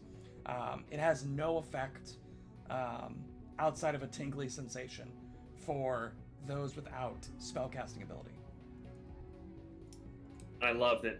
Like Twinkle Toes feels this like connection to something or this strength Yeah, no, within that's cool. herself Yeah. that is like, where do I go to find this? She reaches for the sword, she doesn't find it. She reaches for like something else in her pocket, she doesn't find it. It's just like this, almost like anxiety-inducing feeling of like, Dance!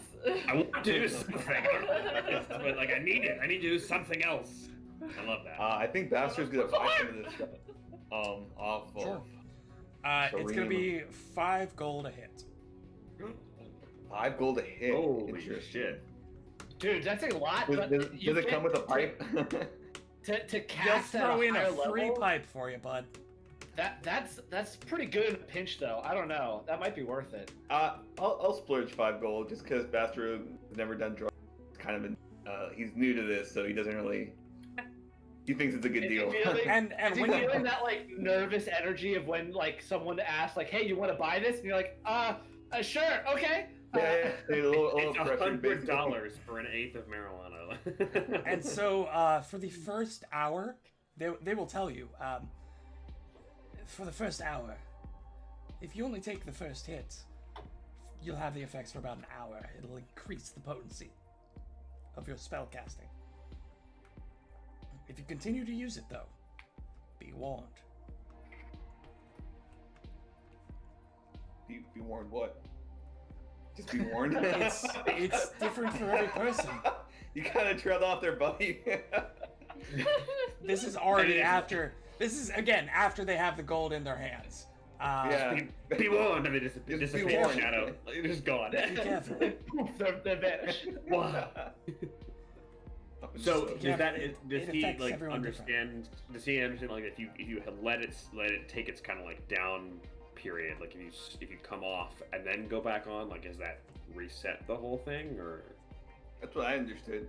All right, that's what Bastard understood. I think like I have to let it. I have to crash all the way to use. Yeah, it. you get high, you come back down, and then you get high again. Yeah, Yeah. that's kind of what you're getting. outside of the whole addictive quality of it. Right. Just the course of the drug is like, for an hour, you're gonna feel great. Your spells are gonna be great. After that, it's gonna be less so, and that could get worse depending on how much you use. Like do we- any time. How do you spell the drug's or name? less? Aether, Aether. Where do we go to find the room that gives me an illicit drug that makes me shoot arrows better? Is there still a room that we can explore for that? Like, is there a room that we can go to? I'm sure these be a people hard could help no. you out. Is Are there you just looking for something specific? no, because Kashak doesn't really deal with that kind of stuff. But I'm saying, like, if there's a room that just makes like my character significantly better, I would love that. just Well, as a if player. you're willing to risk moderate addiction, I can hook you up. Yeah, Kashak will just kind of like stay at the door waiting for Yeah, that's the what I thought. report about drugs. Yeah. Okay. All right. Well, Bastard is happy. But with you his know, let me purchase. know. Let me know if that's something For you sure, want. yeah. His single hit of Aether for 5 Yeah. gold. Yeah, they throw in a free pipe. It's like a corn cob that's been There we go. hand carved. A free pipe. It's made of aluminum foil.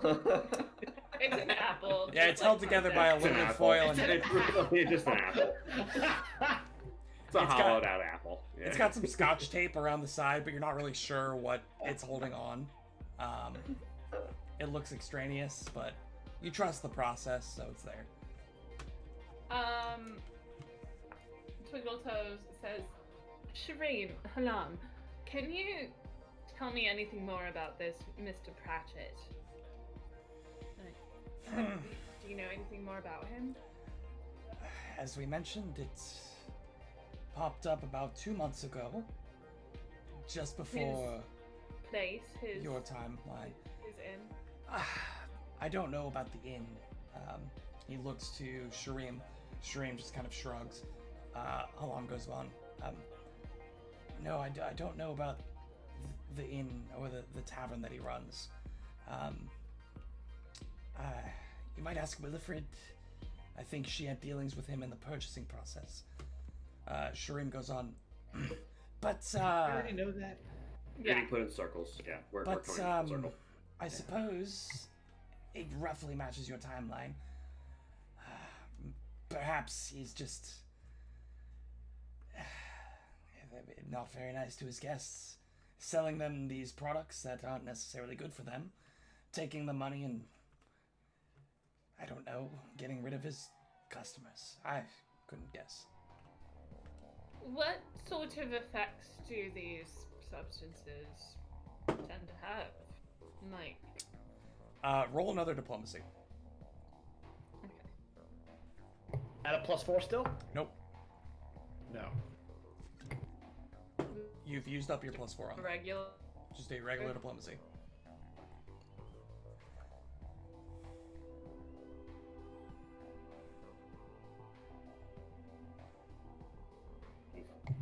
Uh-oh. Concerned we lost Emily Grace. There she is. Oh. Hello. Oh, Listening? you're back. Are you back? You're back. Oh, I'm the one who got lost. Will was frozen for me. 12. 12. 12. Once again, our substances we prefer to keep Oh, closely sorry. guarded. I'm so It's sorry. nothing against you, my Sorry. friends. It's just that there's only so much. For instance, we would never mention the things that you've done here with us to anyone else. You must understand. Certainly. Yes. As you've now taken, presumably, 2 very illegal drugs with them. And they know Yay. your pseudonym. My pseudonym. Thankfully, your, And Bastra's actual name. thankfully not your real name, just your pseudonym. You must understand that there is at least a minimal level of I like these guys. confidentiality in our These guys are business. I certainly appreciate that, yes. Well, we do genuinely thank you for your generosity. And for your acquaintance. Could if I ever need any more of this good stuff, where could I find you guys? Back here? They look at each other. Here, we don't do business often here. It's just been a slow night. But, and you see Shareem pulls out a medallion. It's a gold coin with a green scarab on it. He hands it to you. I'm sure if you find the right people in the right place and show them this, they'll be able to help you out. Can I Alright. recall knowledge on? Thank you. What the fuck is that shit? Yeah, that's like That is Go the weirdest ahead. thing they could have done. some like White Lotus stuff. Yeah, Honestly. Sure, go ahead and roll a society. I love society. Love it. Love it. Hero Love point. society. We Hero. love I society feel like there. you already used a hero point. Am I wrong on that? I Well, feel like I've gotten like I went from a 6 2 hero to a points 5. already. So But if you say hero point confidently enough, then no one will guess you. So you just say hero point and roll again. I think Jack. I think Jack's the only one with it left, right? I have not rolled a die today, except for one society check in which I got an effective 1. I rolled 1 singular die. So What was I your got total? 15? 15. Kind of hero Yeah. point. Unfortunately, you are entirely unfamiliar. This seems to be something that is exceptionally below board. So you are being, Wow. at least previously, the upstanding citizen that you were. Not something you have any familiarity with. Yeah, Bastard's just gonna look at the coin, like look at it front and back, and just be like, "All right, I'll trust you guys," and put it in his pocket. I find nothing weird about this. Go Nothing inspect it actually later. But thank you for your hospitality, Twinkle Toes. Do you think we should rejoin the others? I think it might be time, yes. Gentlemen, it was lovely to make your acquaintance. As you're saying that, Shareem is taking another puff of now a third substance, whatever it might be, a bright red smoke now emitting from You just his called me Twinkle Toes. from now. his mouth. You see, as you say, your farewells, and he says, "And to you, our good friends, and now hopefully loyal customers." As this like bellow of red smoke just drips out from his nostrils and his mouth. Bastard, like under his breath, is like, "If I can find you guys," like grumbling a little bit. Like he has no idea what this coin means. It seems like they were working under the assumption that you would know, assuming that you were like connected, but you're obviously not. So there's this like awkward disconnect in quote subtle communication. You like look at the coin and you're like, oh yeah, I know what this is, and they're like, yeah, you know what that is, and it's like, yeah, I know what Exactly. this is for sure. Exactly. They were giving the coin under the assumption that you had some actual connections to the underground, and you don't. So you're not quite sure. But at least that's an On easy the way to figure contrary, it out, I yeah. think we have many connections now. Yeah, I'll just ask one of Yes, Molly. Twinkle Toes is exceptionally connected to the underground drug trade. Yep. Um, many people now. Do you guys come out and find Kashak Two. and Dr. Forsyth? Yeah, You guys come out. we look for you guys specifically. All right. So, friggin' timeout, because, like, is it weird to anyone else that the most friendly and useful people that we found were the drug dealers hanging out inside the maelstrom? I mean, I don't think that's that weird, truthfully. yeah. I mean, these guys are they've probably been smoking stuff all night, right? So they're like, they don't know what's going on. They're loose and they're willing to like deal with people. I just find it like I find it troublesome, to be honest. I find it like awkward and like what do we do with that information? Like first of all, are they reliable sources of Well, we information? passed their smoking test. So I feel like And secondly, like what do we do with that information? Like everyone else has been like has had their own motives to keep information secret or to guard certain information, and these guys just Well, like they did let guard loose certain all kinds of stuff. information. They did guard certain information. It's fair enough. yeah, it's not like they told us who this guy was, like fully, or like what he was buying.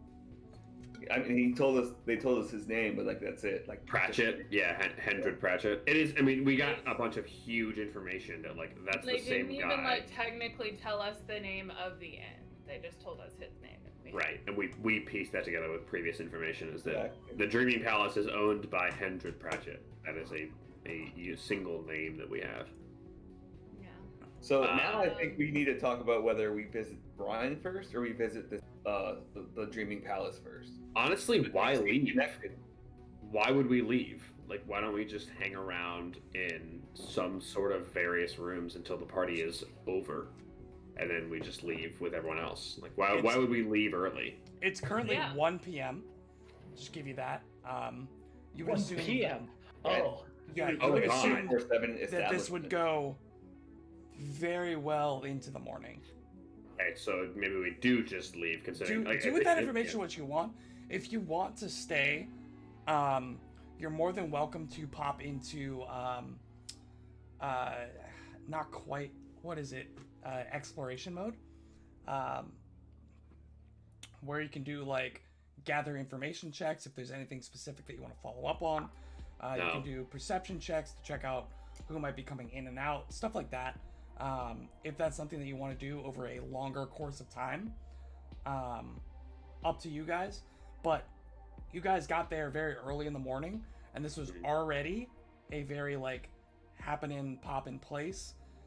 You would assume that as the day It's gonna get goes crazier. longer, it's gonna get much more hectic, much more crazy, much more.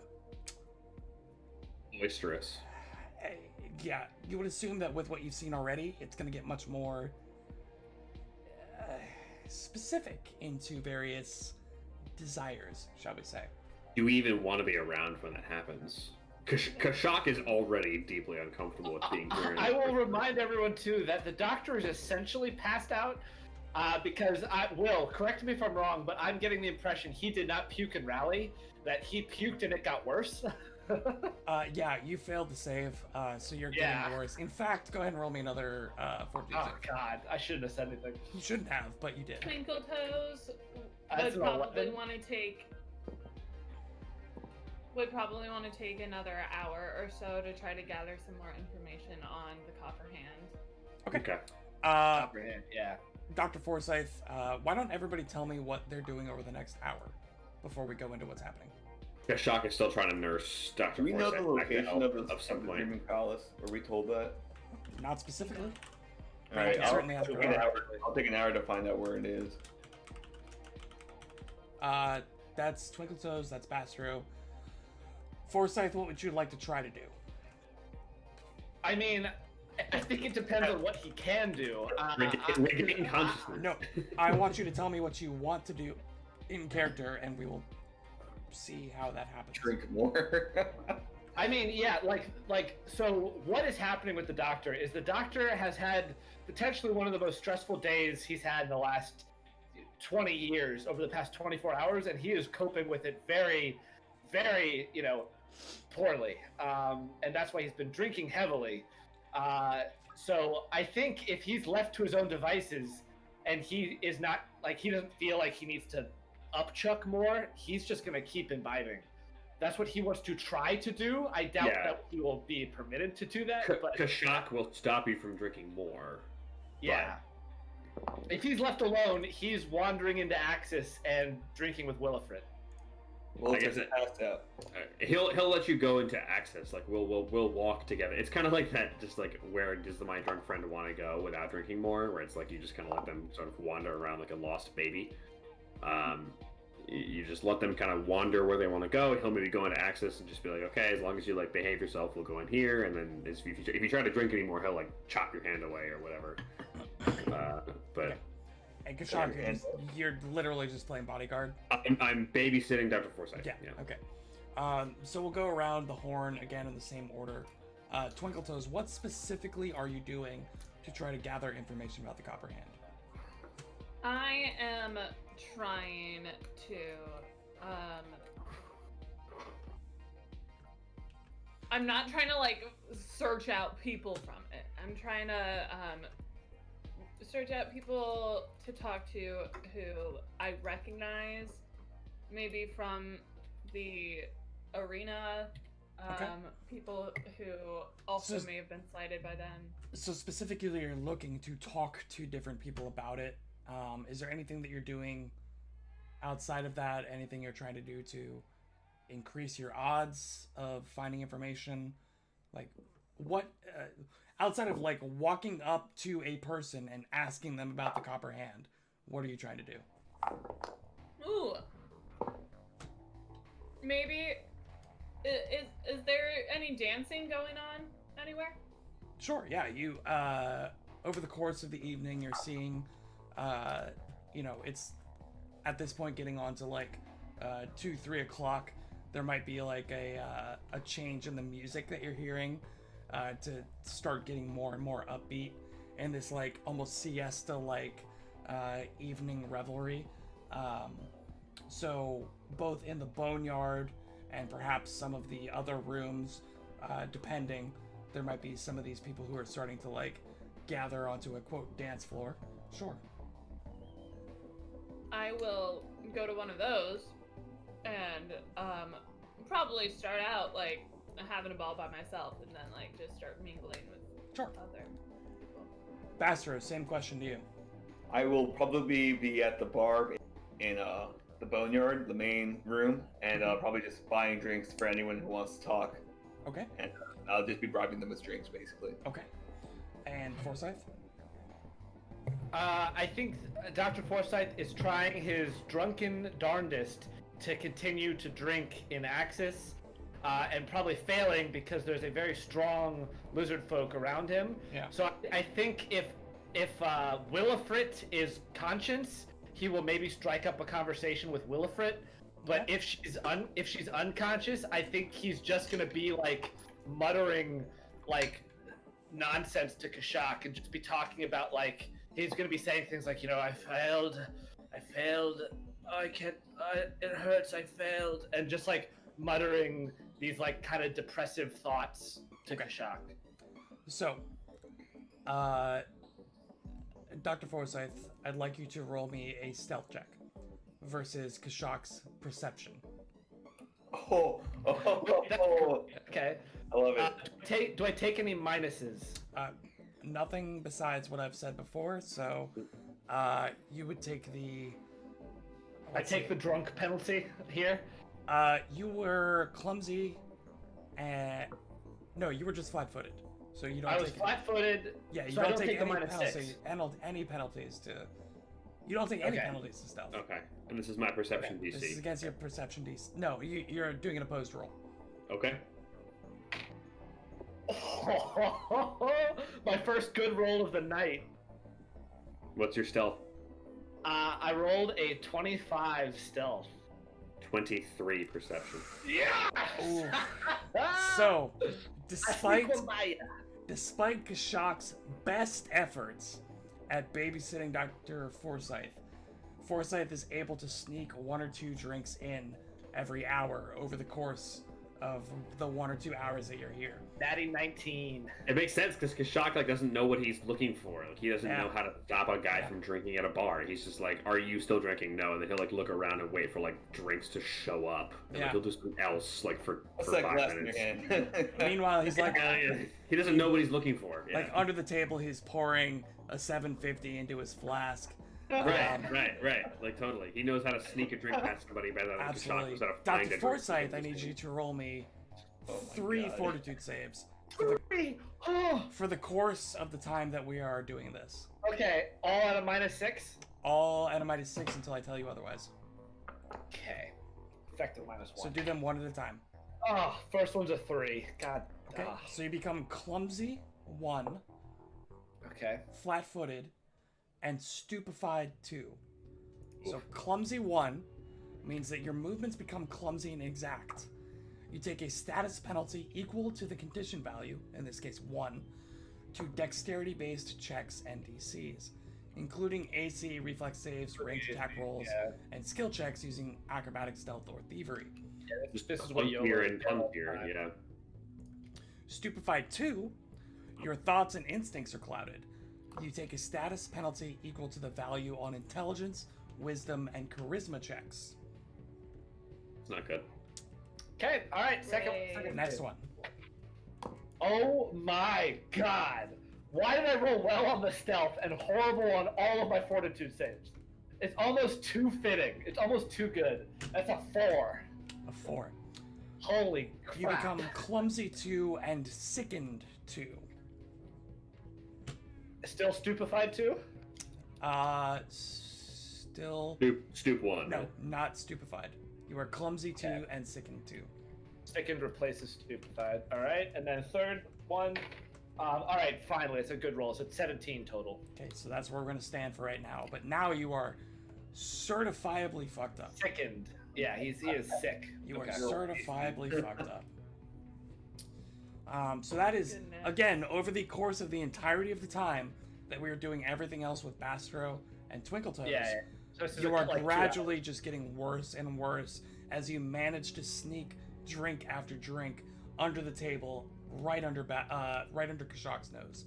And Kashak is doing like a really decent job of monitoring like everything else in the room. Like he has Yeah. a 23 perception on the room. He's like making sure that nobody's sneaking Dr. Forsyth drinks, like nobody's handing Kashak him actually bottles. Kashak actually manages to stop you a few times. Like Yeah. sees the flask and like takes it away from you, but somehow you manage to get another flask or get a small shot or You something. just have multiple Like- flasks. Yeah.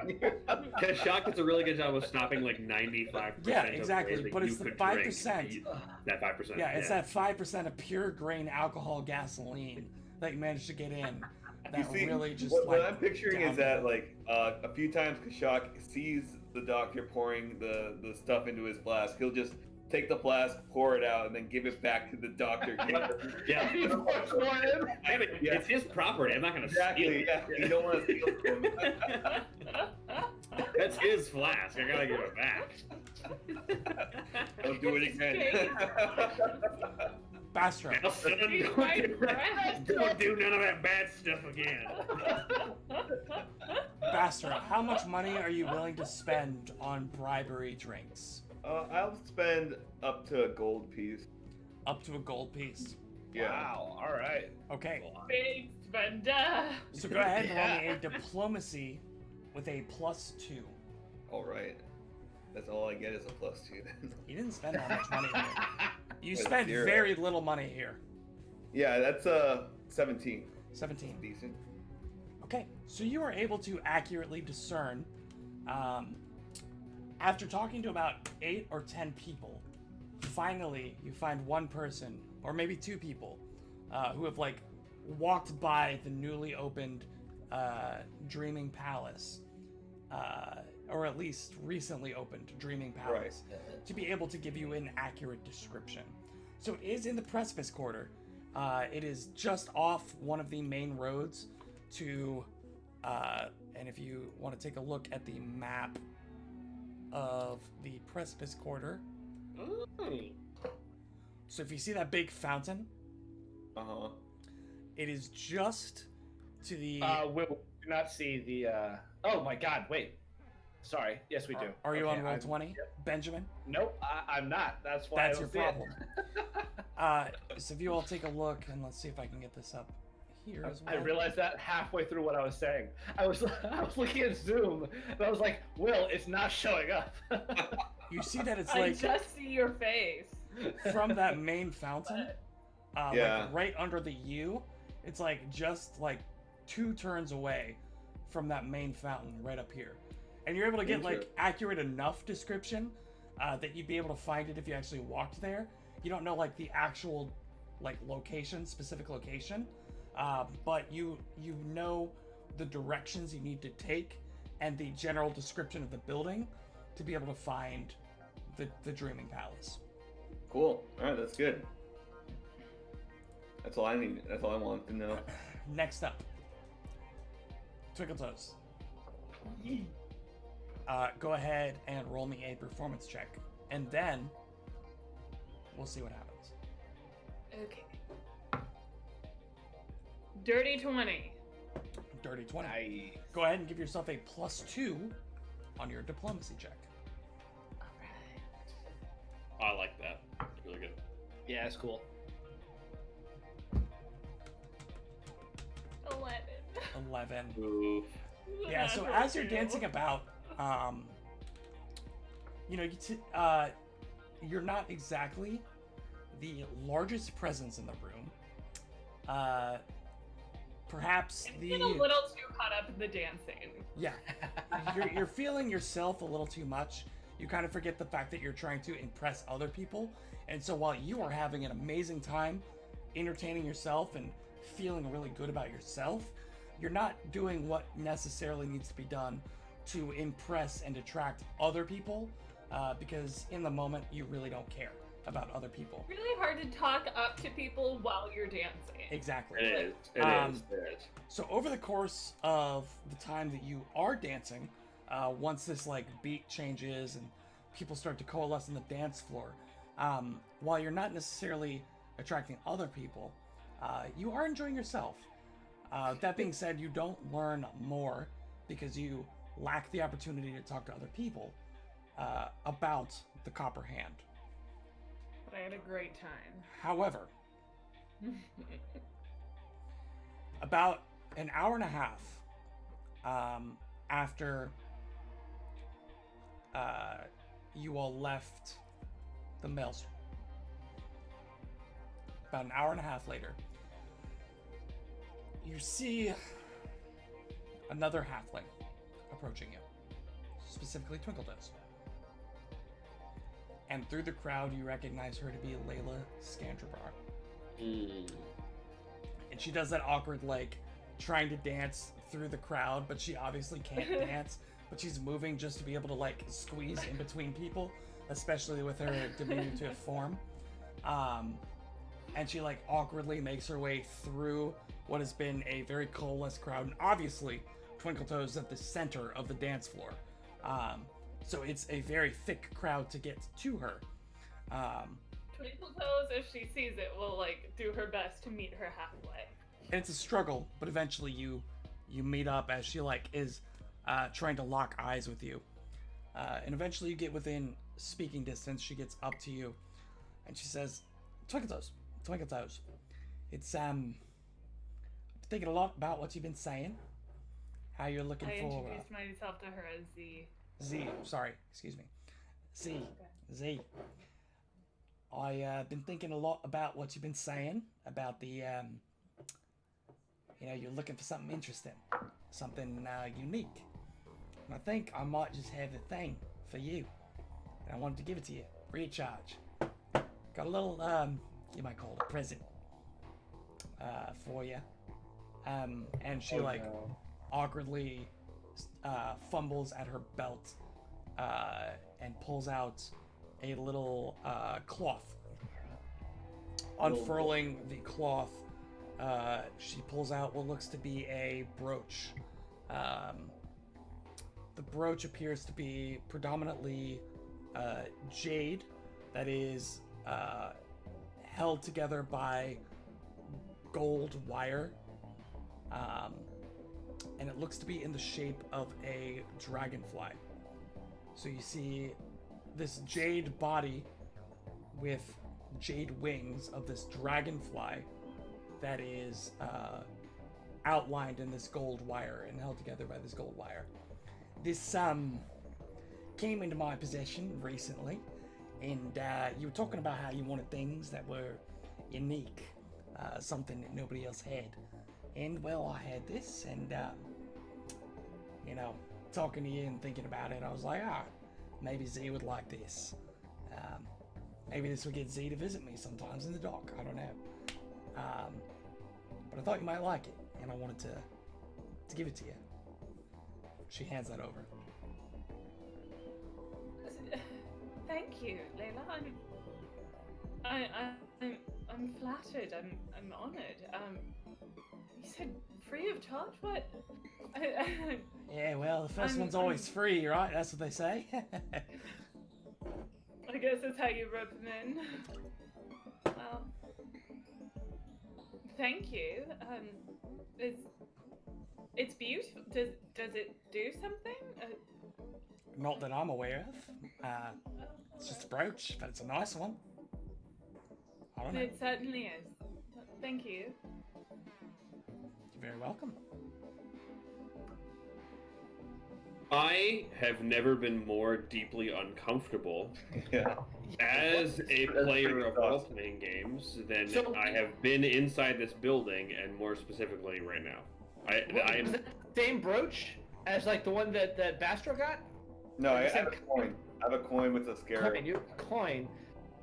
So, I'm confused. What was on the coin again? A green scarab. Green Okay, scarab. so Yeah. Not, Okay. not the same. So different. Yeah. Yeah, it's not Yeah, that. very different. very Entirely different. Yeah. Yeah. Yeah.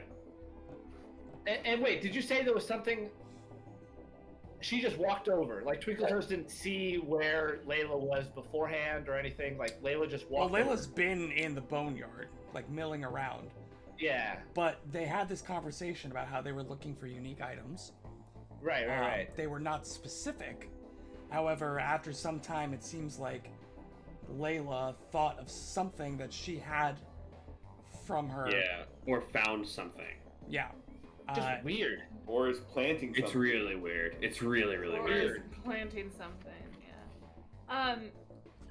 Yeah. So I'll say, is there any reason that this made you think of, like, why did this come to mind for you, for me? Go ahead and roll a perception check. God. 10. 10. Okay. So you're like looking around at it. It's beautifully made, well crafted, but it's it's nice, but it's not like overly like flamboyant. It's not. It looks like it wasn't necessarily made by like a master jeweler. It looks like it was like handcrafted. So while it in and of itself is not worth a lot, the materials themselves are probably what make up most of the value, the jade and the gold. You'd expect it's probably only worth about 10 gold. So not, it's still, again, the material value worth a lot, but it's not like it's expertly crafted. She says, oh, I don't know. I mean, it's, came in a batch of, Minkai goods that I got recently, so figured you might like something exotic. Well, you were certainly right. I will, like, take her hand and just quickly, like, give it a little kiss on the back and thanks. How much does Layla know about our party's involvement in the Minkayan and Kowald conflict? Well, you spoke to her, right? She's the patron of the boneyard. But how much does she know about our involvement with the Minkayan delegation and the Kobold? I don't believe I mentioned anything of the sort. Yeah, to we did not provide or ascertain that she knew a lot about it. So the fact that she's giving you a Minkayan symbol, Dragonfly. dragonfly, is a little weird. It's sus. And we know that German Hoff knows we were the ones behind it, and there's no We reason do, to yeah. share that information with the others that he knows, like his friends. Man, there's so much happening. I Turning know. the brain. I don't know if we should trust these people or if we have to watch our. No, We should absolutely not trust anyone in the net ever. Like, we should Absolutely not never. trust these people. The only people we should trust is each We other. made Dan, we're in a criminal underground like party den. Why would we trust a single person here? goals. I mean, that's the only reason why I would trust. Similar interests. We have. We want the same thing almost. For Yeah, but that's not For that's not not trust. hearing. That's like business That's interest. using them. Right? Yeah. Well, I mean, we still have to follow. We still have to follow up on these leads. So yeah. So yeah. if Twinkle Toes shows anybody this, it's a little weird, I guess. But I mean, Kashak wants to get the fuck out very soon. Like, just get out. Yeah, once doctors- once He Bastard was having fun. of the Dreaming Palace, like he's done with this place. He's ready to go. He's seen all the rooms. He doesn't need any more information. Yeah. He has his drugs. He's ready to go. His little party bag. After for ether. He's got his little party favors. He's Yeah. out. Yeah, he's out. Yeah. So what are y'all after doing? this like little This is after this little moment, this is the end of this exploration period that we've done. That this happens. Twinkle Toes. Wait, well, I think EG had something. Right. She Yeah. No, just Twinkle Toes takes Layla's hand, kisses it. Layla like blushes a bit and then melts back into the crowd, saying like, I hope you enjoy it, and let me know if you're looking for anything else. And kind of like melts back into the crowd and then back to her position next to the sarcophagus. and then Twinkle Toes will immediately go back to her group and be like, I think Layla knows who we are. Like, out of context of this situation, I show them the dragonfly. Well, that means we should leave immediately. Right? It means we should get out of here. Let me cast detect magic on that dragonfly thing. There we go. As It's gonna take. It's instant, actually. there's a lot of magic going on around you, like a disgusting amount of magic. Like puke yourself upon seeing all of the. I can choose to ignore All magic. of the bangs. You can choose to ignore magical sources that you are aware of. There are a lot of magical sources within That I'm 60 not aware feet of. that you are not aware of. You We are need to get out. overwhelmed Yeah, by we should magical leave then. sources. I feel like Bastard gets a little overwhelmed with, like, you know what? Yeah. Maybe we should just go. Yeah, I think we're all overwhelmed. The So bright we're all flower sort in of. your face. Like, Yeah. Speaking of which, Bastro and Twinkletoes, you are still seeing sparkles everywhere you look. Nice. Nice. That would Has have made anyone- the dancing so much more fun. Oh my goodness. Has anyone understood how to exactly get out of here through the front door? I imagine we don't want to go through the same place that we came from. Certainly not with the doctor in his current state. No. I'm fine. I don't know what you're we talking can just about. go out the front door. Kashak still has like arms under the armpits of the doctor, like That's what's gonna notice that, like- waltzing him around. That's good. That's that the doctor is like a lot more drunk than how he A lot worse. and he's gonna look at Kashak and be like, Kashak, what happened here, bud? Weren't you supposed to watch him? What did you give him? Promise you, I was watching him as closely as I was capable. And I think when Kashak is talking to Bastro, the doctor like leans back so like Kashak is in front of the doctor and he's like, I assure you, I was giving him the best attention that I am capable of doing, and it was He's drinking my single duty He's drinking to right monitor- now! to monitor his status. Like, just like getting in your face, like very close to you. Like, Yeah. The doctor's still behind him, like. Not too speeches. He's just like, I mean, how hard is it gonna be to get out of here? Like, I I mean, think we just walked out, right? I As mean, far as please- you guys I mean, are we aware, didn't exactly just walk in. so like, you all came in, again, if you imagine this rectangle, on the left side of the rectangle, on the short wall of the rectangle on the left, if it's wider than it is tall, is the bar. You came in on the southern wall next to the bar, right? All of the rooms are along the south and the north wall. And then it looks like people are filtering in and out of a staircase that appears to be on the eastern wall. Oh, so there's a second level. But you're not sure if it's a second level or if it's just the entrance and exit to the ground level. Right. Yeah, it might just be the entrance. Either way, that's the way. That's we the only should go. stairs here, right? That's where we go. It's the Um, only I set of think- stairs that you readily see. Right. It's the only route we haven't gone into, basically, because If there's a movement of people, I think we just join that movement. Yeah, Yeah, let's it's a go. large staircase. You can see that it's like Yeah. sectioned off with a railing in the middle as it winds its way up. So there's like a clear group of people coming in and a clear group of people going out. Yeah, You we will make join your- that. We join that Yes. for sure. You all make... The doctor wants to make a perception check to see if, as much as he can, I'll take any minuses you give me, but, actually, Sickened would probably affect any check I do, right? Let me look at Sickened really quick. I want to do a perception check to make sure no one is, like, watching us leave, or, like, particularly I notice, like, Jeremy or something. I want to see if we're being, like, watched while we try and leave. Surveilled. every yeah, roll a page- perception check. every patron in every Does room. Sickened has- or I think Kachak would do the same. Does just to make sure we're clumsy not or being sickened followed. affect that? I don't know. Yeah, sickened affects all checks. Yeah, so yeah. you take the -2 from sickened too. Okay. Kachak rolled a 23 perception on the 23? general area. Yeah. Foresight, Natural 20 for a total of a 27. Wow. 27. Okay. Both of you notice two people who are eagerly watching your departure. One, you notice Pharasma, who, as you turn, looking into the room, getting up on the steps, is giving you like a little wave, like a goodbye, as she's standing on her tiptoes in the heels, like waving goodbye with her makeup.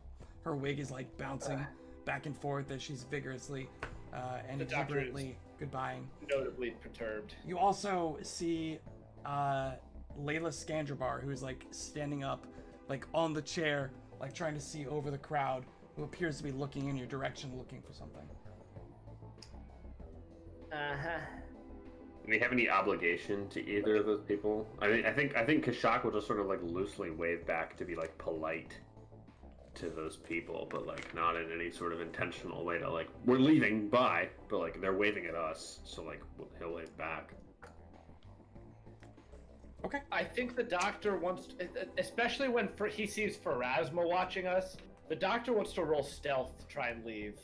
Okay. He wants to blend into the crowd as Blend much as possible. into Kashak's massive Yeah, legs. I'm about to say hide behind Kashak base. Well, like, I'm assuming there are more people than just the four of us walking up the stairs to leave, Yes, right? there are. Absolutely. Yeah. Go ahead and roll stealth. With a -2, that is a 22. My 22? rolls are getting better. You are able to like shrink into the crowd, both of your party and of the random passersby who are going in the same direction, and feel as if you're doing a pretty good job of not being seen from the main boneyard area. If Twinkle Toes notices Layla or Pharasma looking over, then she'll like give a wink. Roll a perception check.